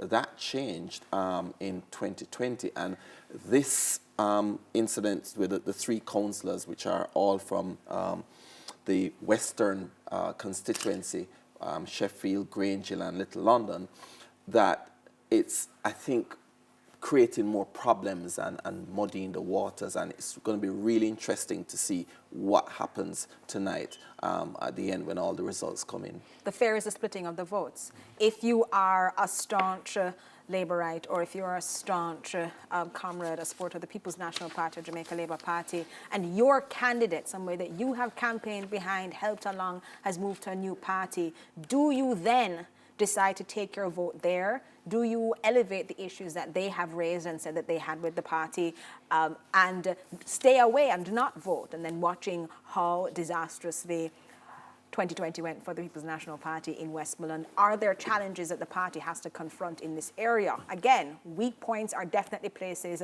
that the Jamaica Labour Party has said that they're pointing out, and they're going after certain divisions, and they think that there are places where the People's National Party is vulnerable. So, for example, the concern that was shared earlier about Venetia Phillips. When you are that supportive of a political party and people come to support you, knowing you for that political party affiliation, when you switch, do you take voters along with you? Do they stay with the party? Do they stay with the person? We'll see those numbers, and we'll see if that is what we end up with at the end of the night for Westmoreland, and to some degree in Papine as well. Yeah, and a lot of times I think it depends very much on the person, you know. Do the people see this as a really good representative that they want to vote for no matter what color they're wearing? You have other people who feel betrayed. You know, callers have said to me, they don't think crossing the floor should be allowed. Yes. If you want to cross the floor, you need to resign from the party and go run again on a whole new ticket. But of course, our political system does in fact allow that. Right. And then the next time, if the person goes up for the vote again, you then have a chance as a voter to say if this is something, you know, do you still want to vote for this person, or do you want to vote from the party that he or she moved away from. So that's always an interesting process, I think. We were talking a little bit earlier about voter age being lowered to 18, and there's a conversation in some countries as to whether it should be lowered even further to 16. And some countries, in fact, have lowered it to 16, and it's something I'm in favor of. I'd love to see what would happen. Why you get that look on your face? Because think of 16. No, think of sixth formers. No, I think it's important. If you're going to allow them to have certain liberties and responsibilities, if you're going to then allow them to be permitted to have whole categories of the law protect them or no longer protect them, then you're big enough to vote. No, what that would practically look like is what I have a concern about. That is, we have had discussions about voter apathy and the lack of engagement. Are we having conversations at sixth form that would allow a sixth former who is in school, who should be doing courses that allow them to understand how society runs and how democracy is encouraged? Are they going to go out to vote? Because that, for me, is that band that would be very telling of what our future of our democracy would look like. These people who are now in schools where you can hold them, teach them, train them, march them to the polling station on election day as a school exercise. That could potentially be something. Yeah, just be clear, you're not saying tell them how to vote. Not to tell them how to vote, but as a school exercise, the participation in the process being something that you actively encourage, especially in communities where persons go to schools quite close to home. That could be something that then gets us into a more of a voting pattern that has people seeing it as a responsibility and getting us closer to 100% voter turnout. Can I just say, though, there's a reason why, for example, and you're both lawyers, you'll know, that people at 16 are treated as children because of the inability to make decisions and so on. They can't have sex, so. Good, and so they're treated as adults when we conveniently want them to be. So if we're going to say them vote, then presumably at 16 they could be or should be tried as adults then. Because if they're making such a critical decision as choosing an elected representative and the government by extension, then that's an adult decision. We treat children over 7 and children over 13 differently when it comes to certain criminal matters. At 16, as Dion said, we've decided that people are allowed to have sex and the consequences that come with sex. If it is then that we think that you're big enough to be able to make certain decisions, I think it's at least worthy of consideration. Now, I'm saying that we would have Instagram voting. So we'd have a poll, for example, vote on your party, and we could click poll, and it would be the end of it. But I think it's interesting, at least, to look at if lowering the age does something, and if it is lowered at all, then what happens if it's lowered? How do we benefit? Is there any benefit? Are we better off for doing it? Or are we just hoping for people that will be on with us and potentially joining what was going on in counting?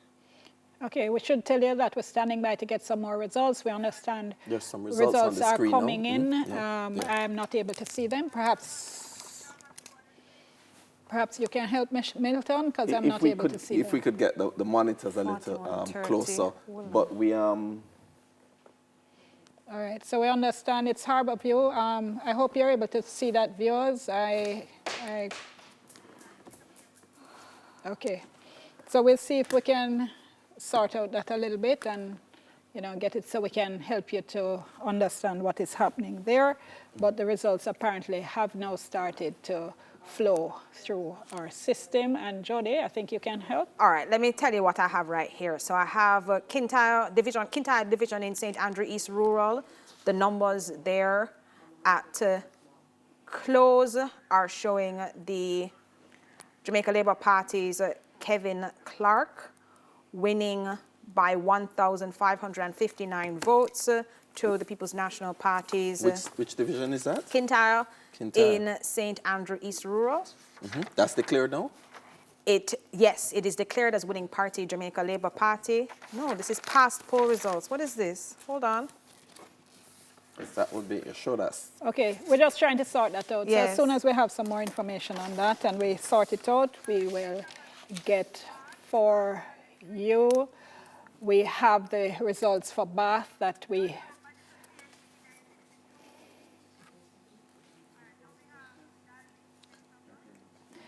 Kintyre, what were the figures you had for Kintyre? So the Kintyre division I had here for winning party, it is showing here Kelvin Clark from the Jamaica Labour Party, 1,559. That's the last. That's the last election. 2016 that's election 2016 results. election. I thought as much Yes, because I that's didn't expect to be 2016. seeing 100% results from any division so that's, early. That's exactly the figure from the last election. Okay, well, we're sorting that out. But as we mentioned, the results are coming in, viewers and listeners. So as soon as we have, we will be sharing that Dion, with you. our Gleaner reporter, Damian Mitchell, has reported a few minutes ago that police are responding to reports that men on motorbikes have been firing shots in Albion, Manchester, in the Knockpatrick division. Newcomer JLP's Adika Miller is seeking to retain the seat for his party. He's being challenged by Jamaica Labour, or rather People's National Party, Farrell Steimer, Carl Smith. So there still seems to be, even after the close of polling, incidents on the ground that we should be certainly paying attention to. All right, what we have, in addition to what's on your screen, that at 7:09, 38% of the boxes had been counted so far, and it's a mixed picture. For the Bensington division, this is one area that we're going to give you. That's in Southeast St. Anne. That's where Lydia Richards, the former PNP councillor, is running as an independent. Right, yes. She's got 126 votes, or 23%. Maxine Simpson from the PNP, from the JLP, has 149, or 28%. And Clovis Gagan has 263, or 49%. So the PNP candidate is leading in that division at 10 of 28 boxes. Okay. So not quite halfway, just about a third. And the PNP candidate has a decent lead, because remember, you don't need a majority, you just need to get more votes than your second place. Of course, and one vote counts. So in making sure that you were able to mobilize as much of the base as possible, get people out of their homes, not be affected by the weather, making sure that all who said they were going to not only went and voted, but voted in your favor. Something that, speaking to the election workers today at the polling station that I visited, said that was also important to them. When you mobilize the people, you can't confirm what they vote for and who they vote for. So making sure at the end of the day that you have numbers in your favor that are able to then allow for you to then see, here's what you're going to be doing, here's what's going to be happening, and here is how you are able to then encourage persons to come out and to support you. Because mobilization, ground efforts, especially in a local government election where people traditionally do not show up, and the 2016 election figures that were 30.06% show that we're seeing declining numbers of people show up. That ground game is going to be incredibly important, and seeing how that works out will be critical for the fortunes of the People's National Party and the Jamaica Labour Party. We're showing the York Castle results on the screen now. Yorktown results are on the screen now. So the PNP candidate has 491 votes, the JLP is 313, and the independent candidate is 25 votes. That's Yorktown in Clarendon. Yorktown, Clarendon, Southwestern. That's where Ufel Purcell, who was the former councillor, PNP, but he switched to become an independent because he was not selected as the candidate. And in that division has been traditionally a PNP division as well. Yes. So the PNP has been performing fairly well, despite the running of Purcell as an independent. He's clearly not pulling many votes from the PNP's candidate. He's only gotten 25, which is so 3% of the voting. Right. The 491 is 59%. The 313 is 38%. So he isn't doing the split that some were fearful that he might have done with the voters for the People's National Party. Right. And that's 9 of 23 boxes counted in that particular division. So I think the PNP will probably hold this one if this trend continues throughout the evening. But again, 9 boxes, early days yet. Indeed, but I said if it continues, if this trend continues. Yeah, one of the interesting things is going to be in the divisions where you have a former PNP or GLP person who has run independent. Not that we're expecting them to win as independents, but because will it have an effect if there's a the close damage election? that they could do. You know, is there any vote splitting that's going to be going on? Because I was looking at the numbers you were reading in terms of the division Lydia Richards is running in. And it was interesting because, as we know, she has been for years at odds with the Member of Parliament, Lisa Hanna, who the other day wrote an entire column about her and the fact that she had been, she was no longer with the People's National Party. So there's bad blood there going back for years, you know. So the impact on which it will have on the votes, I think, will be very interesting to see when we see that disaggregated. The votes in particular in Southeast St. Dan? No, in the Benson division. But there's a whole discussion as well, a broader discussion about how even constituencies where persons have said that they're not coming back. And as you mentioned, Lisa Hanna, the support that she did or did not give to the councillor candidates in her area, while she was very visible in areas outside but not so visible within that area, campaigning for the People's National Party in giving them support. I think that was also something that is to be raised. But there have been discussions about if the independents matter enough, if Jamaicans vote for independent candidates. Even if you, as you said earlier, Dion, you like a candidate, even if you supported them strongly when they were with their party, do you take your vote with them to another traditional party, or do you take your vote with them to independence? And as an independent candidate, can you help my constituency and can you help me in the same way that you can if you're aligned to a political organization?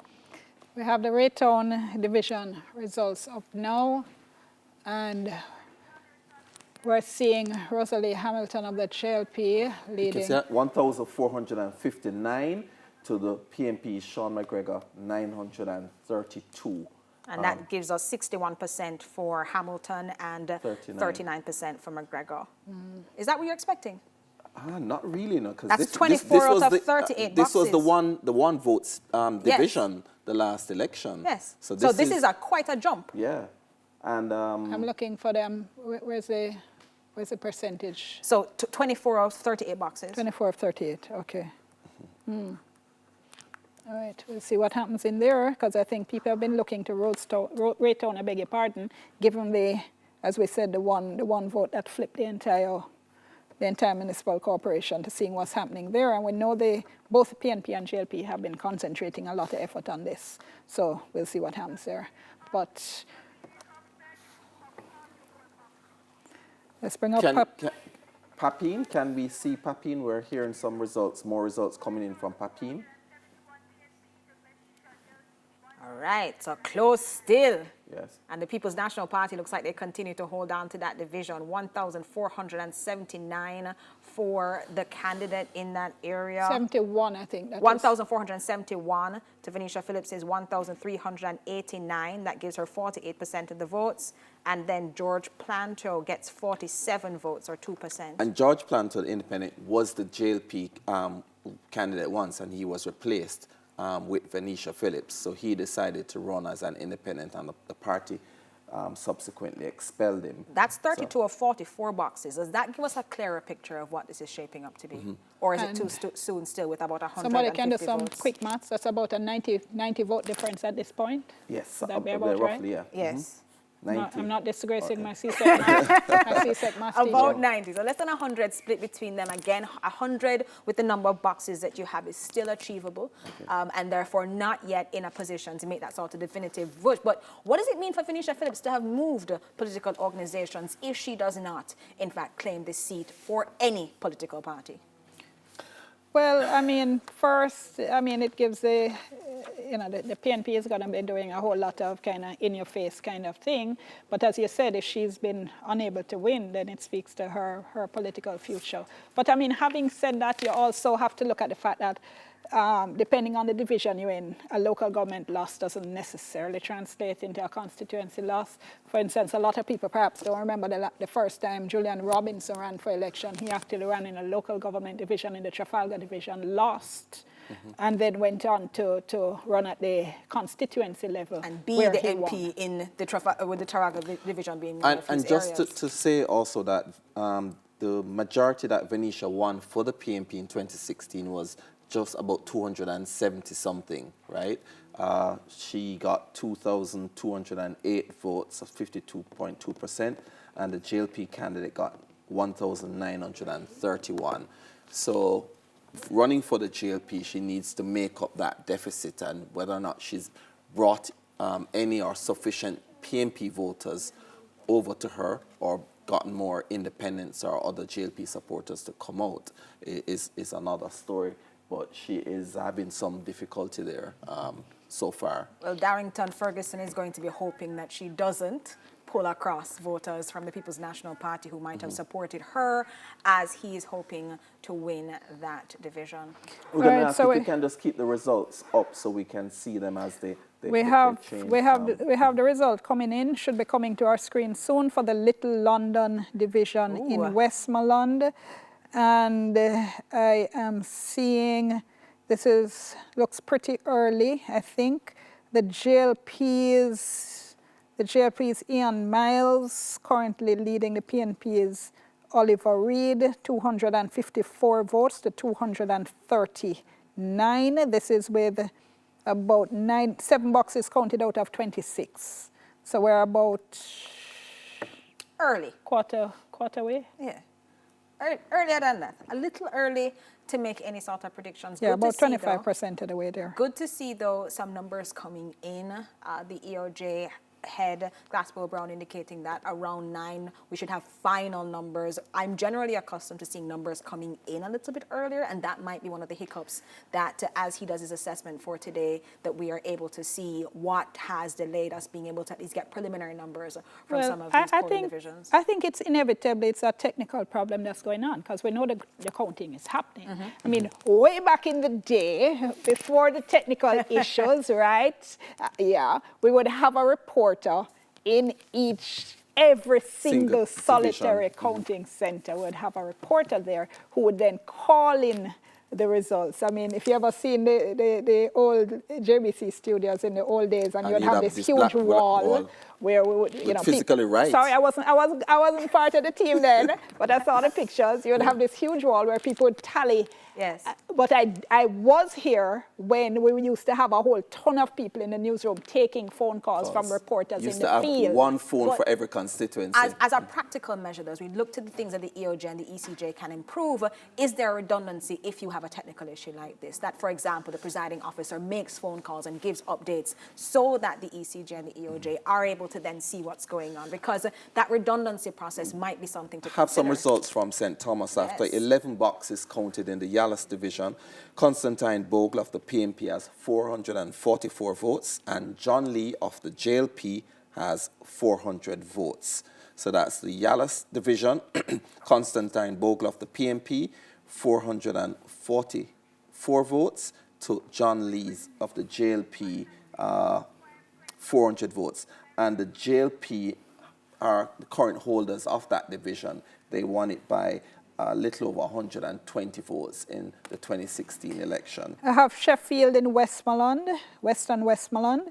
The PNP's Derek McKenzie leading right now with 414 votes to the JLP's Garfield James, who has 250, and we're 8 boxes counted here out of 23. All right, so these numbers then matter, but in particular for St. Thomas, I'm interested because I have some numbers from the Gleaner that say that between 60 to 65% of eligible voters in St. Thomas Western turned out. St. Thomas Eastern has voter turnout numbers. Okay, what is this? So this Sheffield. is Sheffield in Westmoreland. Yeah, that's the one I was just reading. Yes, so those are the numbers that we saw. So what we saw in the St. Thomas numbers, I'm really interested in seeing what voter turnout looks like in various divisions and in constituencies. I think that's going to be important as we then make an assessment of how we are to then treat these numbers. Because if a lot of people show up, then what do those numbers mean for you being able to make assessments as We're to also getting results or information that Jesse James from the PNP has defeated our leading Carrie in the Trafalgar Douglas division. in the Trafalgar division. Ooh. 1,668 votes for the Jesse James Clark, of the PNP, and Carrie Douglas 1,000 vote. And on the screen right now, we have the earlier numbers. Right. Milton has the latest numbers for us showing a significant lead. What does that mean then for Carrie Douglas' shift to the Jamaica Labour Party that might not be able to bring them over the line? It certainly, I think, she's a very assertive and brash councillor, and she's been, you know, there was an incident with her in the during the pandemic, and I think she was involved in her and the police and so on. But it's going to be difficult. She's from a PNP family. She's Easton Douglas, a former PNP Minister of Housing's daughter. But she's she had issues with her party, and she moved over long ago, about 3 or so years ago, to the that JLP. switch that has happened is something that we spoke about a little earlier. The focus that has happened in the People's National Party about those who have shifted across. Carrie Douglas not getting as much visibility from party leadership in the way that Venetia Phillips has. But what does it mean for the both of them that current polling numbers aren't showing them actually being able to take now the numbers that had been hoped from the People's National Party across to the Jamaica Labour Party?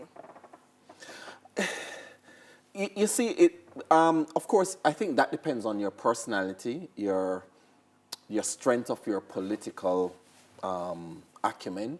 You know, I keep going back to Carl Samuda. Carl Samuda had, in his constituency, and if you ever, you know, talk to people in there, will tell you just what sort of figure he was like, that even his opponents didn't really resent him. You know, he did stuff for all. He was an MP for all, and of course a lot of it is also his personality, down to his personality. You know, so that plays an important role. You have to be able to connect with the people. You have to be able to show the people that you're there for them in whatever way it is, you know, that you're doing that. Okay, we now have the results on my screen. So if you all tell me any division you want to hear, I'll call it up. So let me go to St. Thomas Eastern, because we're talking there about Morant Bay, which was about St. Thomas, which was a problem. Let's hear, for example, like in Landui or Cedar Valley. All right, one at a time. So we have Morant Bay. Morant Bay in St. Thomas Eastern, we're at 27 boxes out of 37. Ron Bryan of the People's National Party right now leading with 1455 over Wilbert Walker's 1022. That's in Morant Bay? That's in Morant Bay, yes. St. Thomas Eastern. So tell me where else, Milton? And Morant Bay was won by the PNP, so we expect that looks like a PNP hold. We had said Cedar Valley. Yeah, man. Cedar Valley, let's go. Which had one of the lowest turnouts in the last election. I'm not seeing any results St. Thomas in Eastern. yet. That's Bath. That's Western. Yeah, give me Bath. Give me Dalvey. No results in yet for Cedar Valley. No, okay. Let's try for Bath. We have 20 boxes counted out of 27. The PNP is Ludlow Mattison leading with 962. And the JLP is Nardine Mackenzie, 694. Okay, and the PNP did have a pretty large majority in that division in 2016. They had 1,141 to the JLP's 840, so that is going according to tradition. Do you have Dalvey in front of you as well? Let's see. I have everything, Jody. Yeah, man.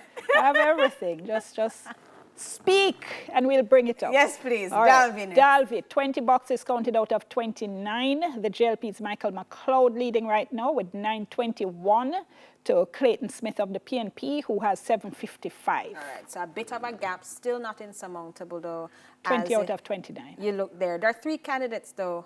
There's an independent there in Turner in Dalvey. Who has 7 votes. Okay, good. We need to make sure that that is noted. No, I appreciate it. I hadn't scrolled down far enough. No so problem. Thank you. So Dalvey, the JLP are leading, and the JLP need to hold Dalvey because they currently have that. That's where Port Morant. Port Morant. Okay, let's go down to the P's. And where were we last time for Port Morant, Milton? Last time Port Morant JLP had that by a comfortable 400 vote. Sorry, Milton, intervening because we have breaking news coming in. We understand an Electoral Office of Jamaica vehicle transporting ballot boxes overturned in Catadupa, St. James. A vehicle was coming from Belfront. No one was hurt. The boxes have been secured. So just to let our viewers and our listeners know, repeat it again, that a vehicle of the Electoral Office of Jamaica, which was transporting ballot boxes, overturned in Catadupa in St. James, but the word is that no one was hurt and the ballot boxes have been secured. My apologies, Milton. Okay, so Port Morant, I said the JLP had a 400, roughly a little over 400 vote majority in that. We have some okay, hold numbers. on. Port Morant yes. is looking close, right? Ooh. 24 boxes out of 30. The PNP's Dinsdale Smith right now is at 1289 to Michael Hughes of the JLP 1245. Wow. All right, so every So vote 6 is boxes counting left. Over there in St. Thomas. So unless Eastern those in 6 Port boxes Morant. are from JLP strongholds, the JLP Those are could be going in to be- trouble in there. Could you check on Leamington in Westmoreland? I think I hear that one may actually be complete. Leamington in Westmoreland. What I have isn't the complete. Okay. I have at the point where it was 17 boxes out of 26. The PNP's Amakard Brown had 828 and Jason Whittingham of the JLP had 637. That was with 17 boxes out of 26. Because, you know, there is sometimes as well a little bit of a lag between what the EOJ is showing, Yes. but because And what happens on the ground. Yeah, because what happens is that the agents for the parties are observing the actual vote. So the minute the vote is completed, they call it into party headquarters. So sometimes they start their celebration even before you've necessarily got the official And work. Leamington in 2016 went 750 votes for the PNP to 600 for the JLP. So that's 150 vote majority that the PNP had. Let's stay in Westmoreland for a second and go to Betheltown. That's been a place that we've been hearing some discussion, and has an independent candidate running there as well. In which one is that? Betheltown in Westmoreland Eastern. Oh, Betheltown. Betheltown on my screen is at 18 boxes of 26. The PNP is Danry Delancey leading with 820 votes to 498 for Carolyn Ramsey. And the independent candidate, Aaron Williams, has 34 votes. So the independent candidate not having any impact. And in that, that was a strong PNP division. They won it in 2016, 848 to 474 for the JLP. Okay, let us go over to... How about try for Little London, Dion? While we go through let's look at the seats in the Westmoreland. Yes. So Little London, this was a pretty early one. I think I mentioned it a little while ago. It hasn't updated on my screen. 7 boxes of 26 I'm at. Are you seeing any updated results for Sheffield? So remind us a Little London before you leave. It was Ian Miles had 254 votes to Oliver Reed of the PNP's 239. That was with 7 of 26. And of course, what sometimes happens is that you get an early result like this, and then the next result is all the way boxes. over. Yes. You asked me to go to where? Sheffield. Sheffield. Okay, let's bring up Sheffield, which is all the way down in the S's. So that's Garfield James and Derek McKenzie. This was also an early count. This was with 8 boxes out of 23. And Derek McKenzie of the PNP was leading with 414. Garfield James of the Jamaica Labour Party had 250. Okay, and the next one was Grange Hill. That was also another of the divisions which had the impact from the independent candidate. The switch, the candidate from the People's National Party, now becoming Lord independent. McKenzie. Yes. Okay, this one was very, very early. This my screen is just showing 2 boxes counted out of 22. Okay. Littleton of the PNP had 121, Thompson of the JLP had 57, and Lord McKenzie had 21.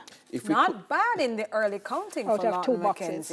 If we could go to Chester, Hanover, Dion, because there are 2 divisions which I consistently heard our reporter log speaking about, Chester Castle and Riverside. So if we could look at Chester Castle in Hanover, which the JLP won by just under 200 votes in the last election. Chester Castle on my screen is 9 boxes out of 27. The PNP's McIntosh, Winter McIntosh, had 427 votes. The JLP's Kadeen Miles at 289. And Riverside? And we're going up to Colville Allen and Darren Barnes.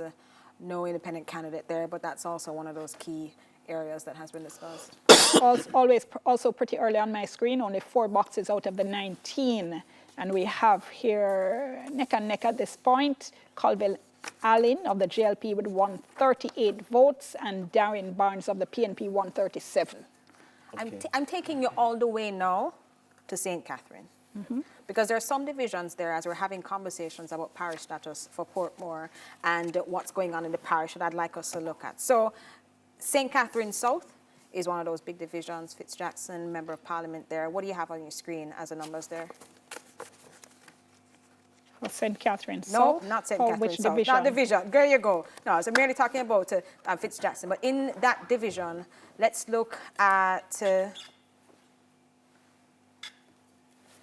All right, Dion, can you go to St. Thomas? Because I'm hearing that we have results. I have been given some results after 27 boxes for the Yallas division. Yes. Bogle, who was ahead, 444, has 994 votes.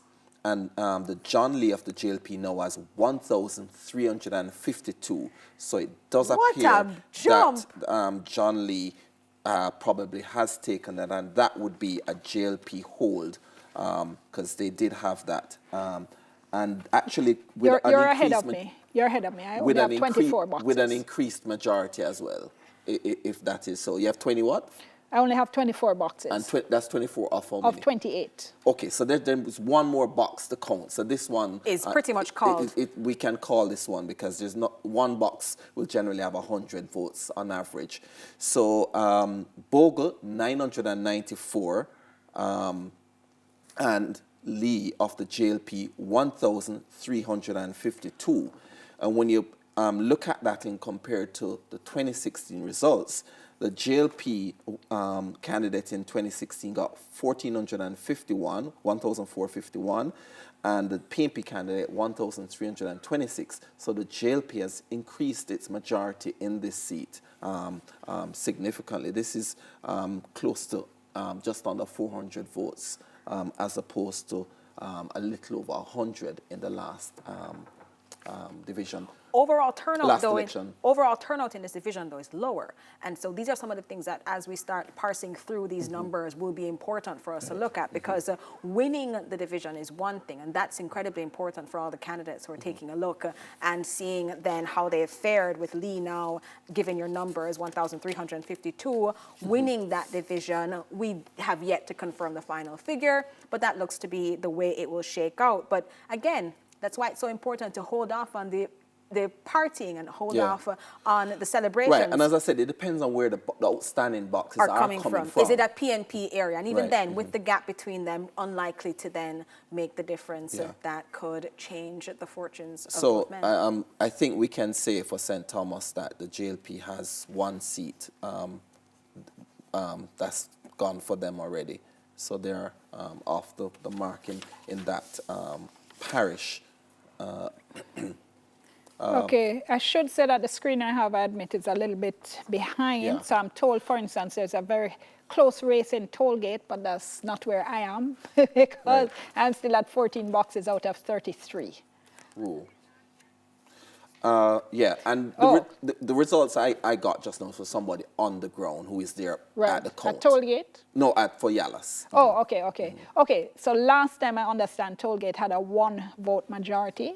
Milton can check on the exact numbers. But what I have here for Tollgate, that's Clarendon Southwestern, is 13, no, I beg your pardon, 14 boxes of 33. Tollgate was a 1-vote division. Right. Won by 1 vote. Right. So at this point, 14 boxes out of 33. The PNP's Godfrey Knight is at 962, and the JLP's Radcliffe MacDonald is at 339. That could be that the early votes are coming from the PNP areas. It could be, I say, could be. But 14 out of 33 is early days. less than half. Yes, you know, early like days, yet not 40-something able percent, yeah. to then make assessments. And as we saw with the Yalas one, it was John Lee versus Bogle. After 11 boxes, Bogle had that 44-vote lead, but the tide turned in the next 16 boxes when they came in, overwhelmingly for John Lee.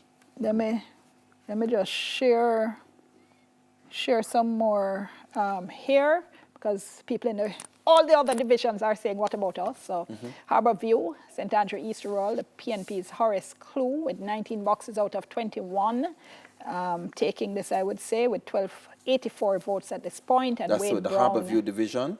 Harbourview division. I think that's too. a PNP division. Let me just double check.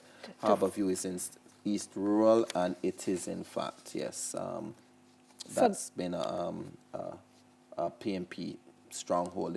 They won that by 700 votes in the last election, or a little under 700 votes. 19 boxes out of 21, Horace Clue of the PNP is at 1284 votes, Wade Brown of the JLP 439, and independent candidate C. Lawton there, who has picked up 8 votes. All right, so we've only seen one strong independent candidate. There's been a conversation about the space of independent candidates in Jamaica's politics.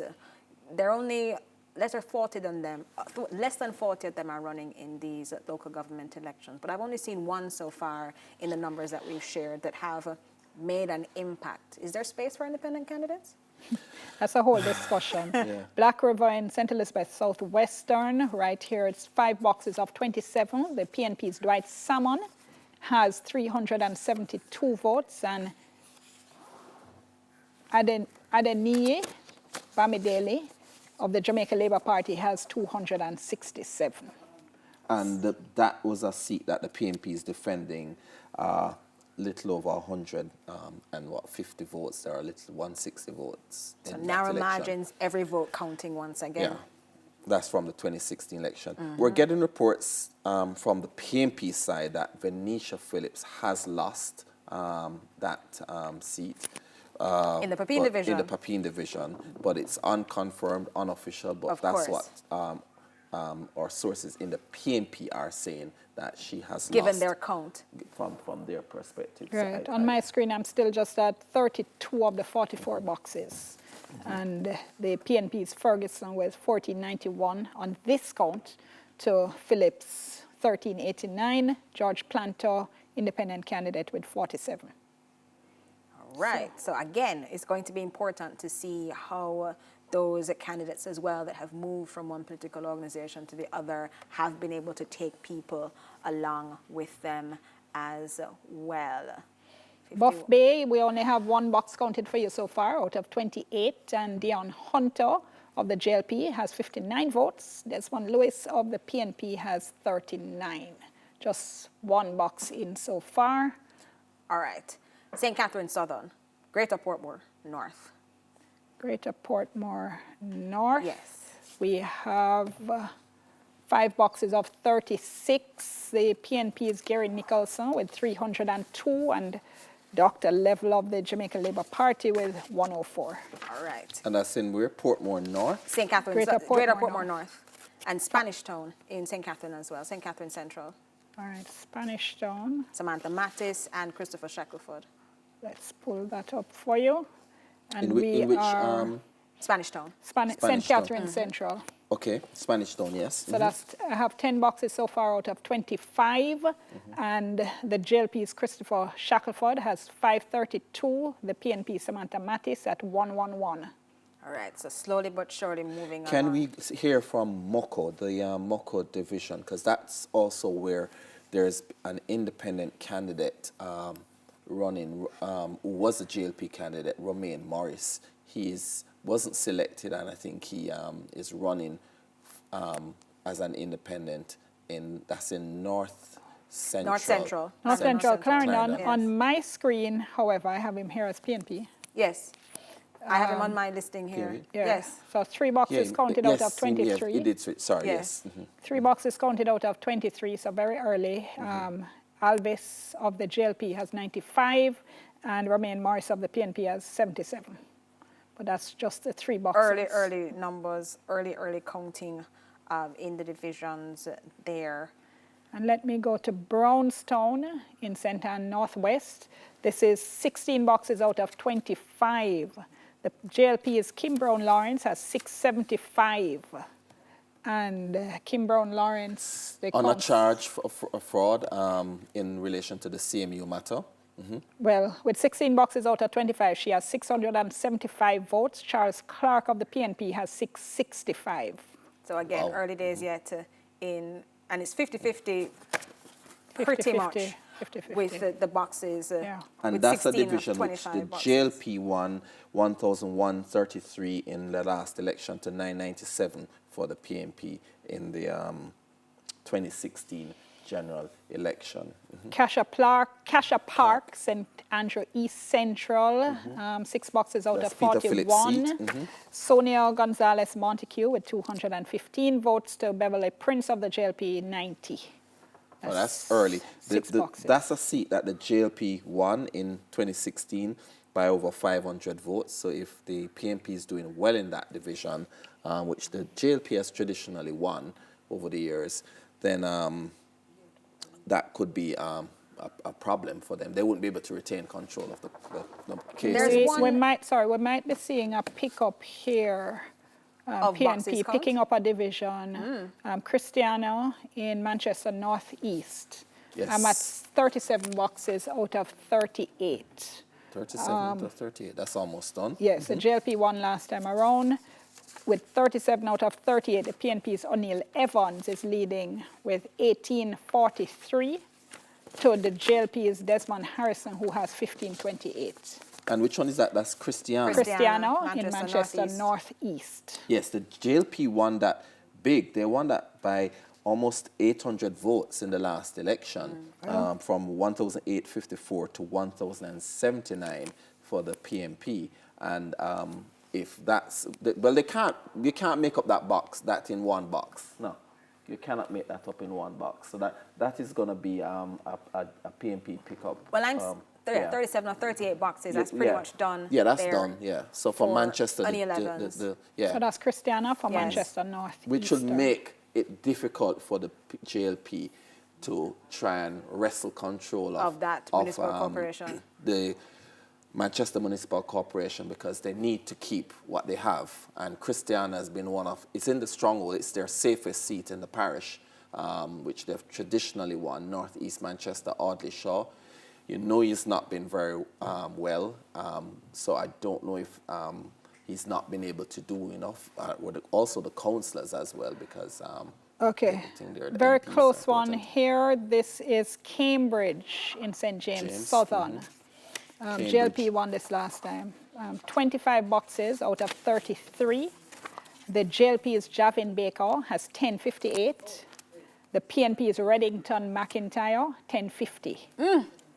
8 votes making 8 votes separating difference. them. And again, that's a left. seat that the JLP won convincingly. They got 1,628 votes to the PNP's 961. And how many boxes do you say were left? 25 out of 33, so 8 boxes left to go. So still a ways to go. I'm interested in the only mayoral race that we have, the Portmore municipality race, where Markland Edwards was going against Howard Hamilton and Mayor Leon Thomas. Do you have any numbers on that? I do not know how to pull up the municipal, the mayor race. I will tell you straight up. Yes, please.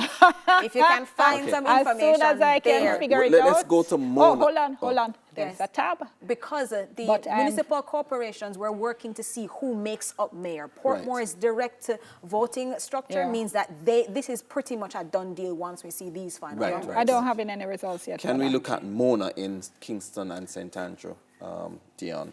Sure. Mona, we're at 37 boxes out of 62. 62, okay. The JLP's Gary Gordon leading with 1552 to the PNP's Carl Little, who has 1297.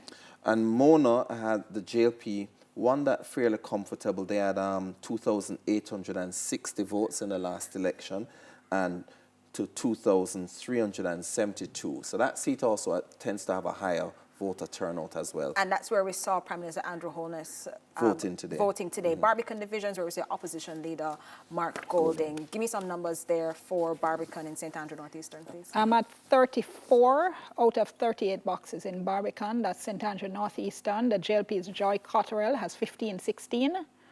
And Tamika Smichael Livingston of the PNP has 820. All right, so a big gap there between the candidates. It looks like the... Can we look at the mayor, that. the current mayor for, I'm not going to go to the opposition, the minority leader in the KSAMC. Well, let's go to Seavright Gardens in the KSAMC. That's where Mayor Delroy Williams is running. And he is defending a huge majority. He won by 1,592 in 2016, and his opponent got 879. Seavright Gardens. Yes, Just before Gardens. that, I'm at Cornwall Mountain in central Westmoreland. This is 8 boxes out of 35. And the JLP is done at Foster's at 362. Abigail Malcolm of the PNP is at 328. Oh, they have on the screen Delroy Williams. These are early numbers. Six That's of boxes of 28. 28. Yeah. Delroy Williams, 223. And Paul Pink of the PNP, 184. But early days. If we can go, just to be even, and go to the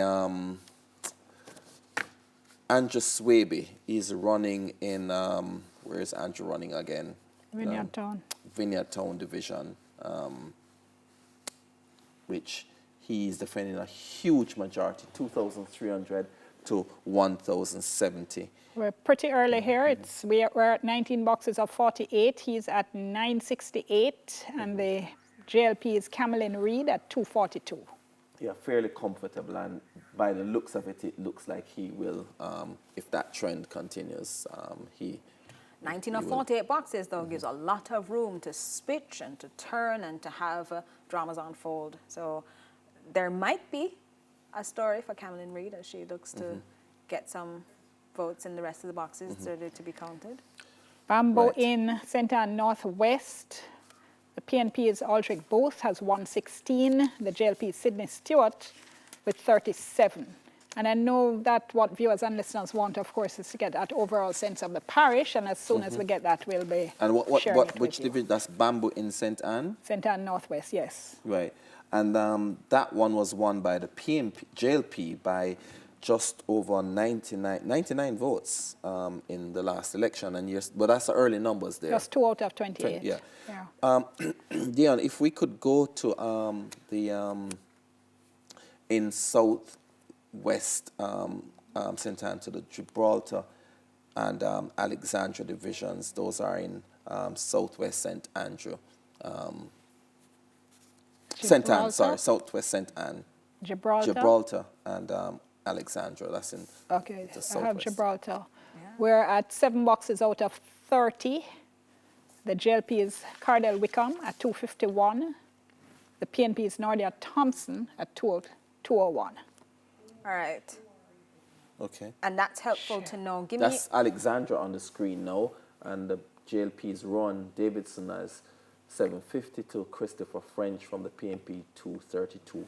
That's the JLP are defending a significant majority. I think almost 900 votes there.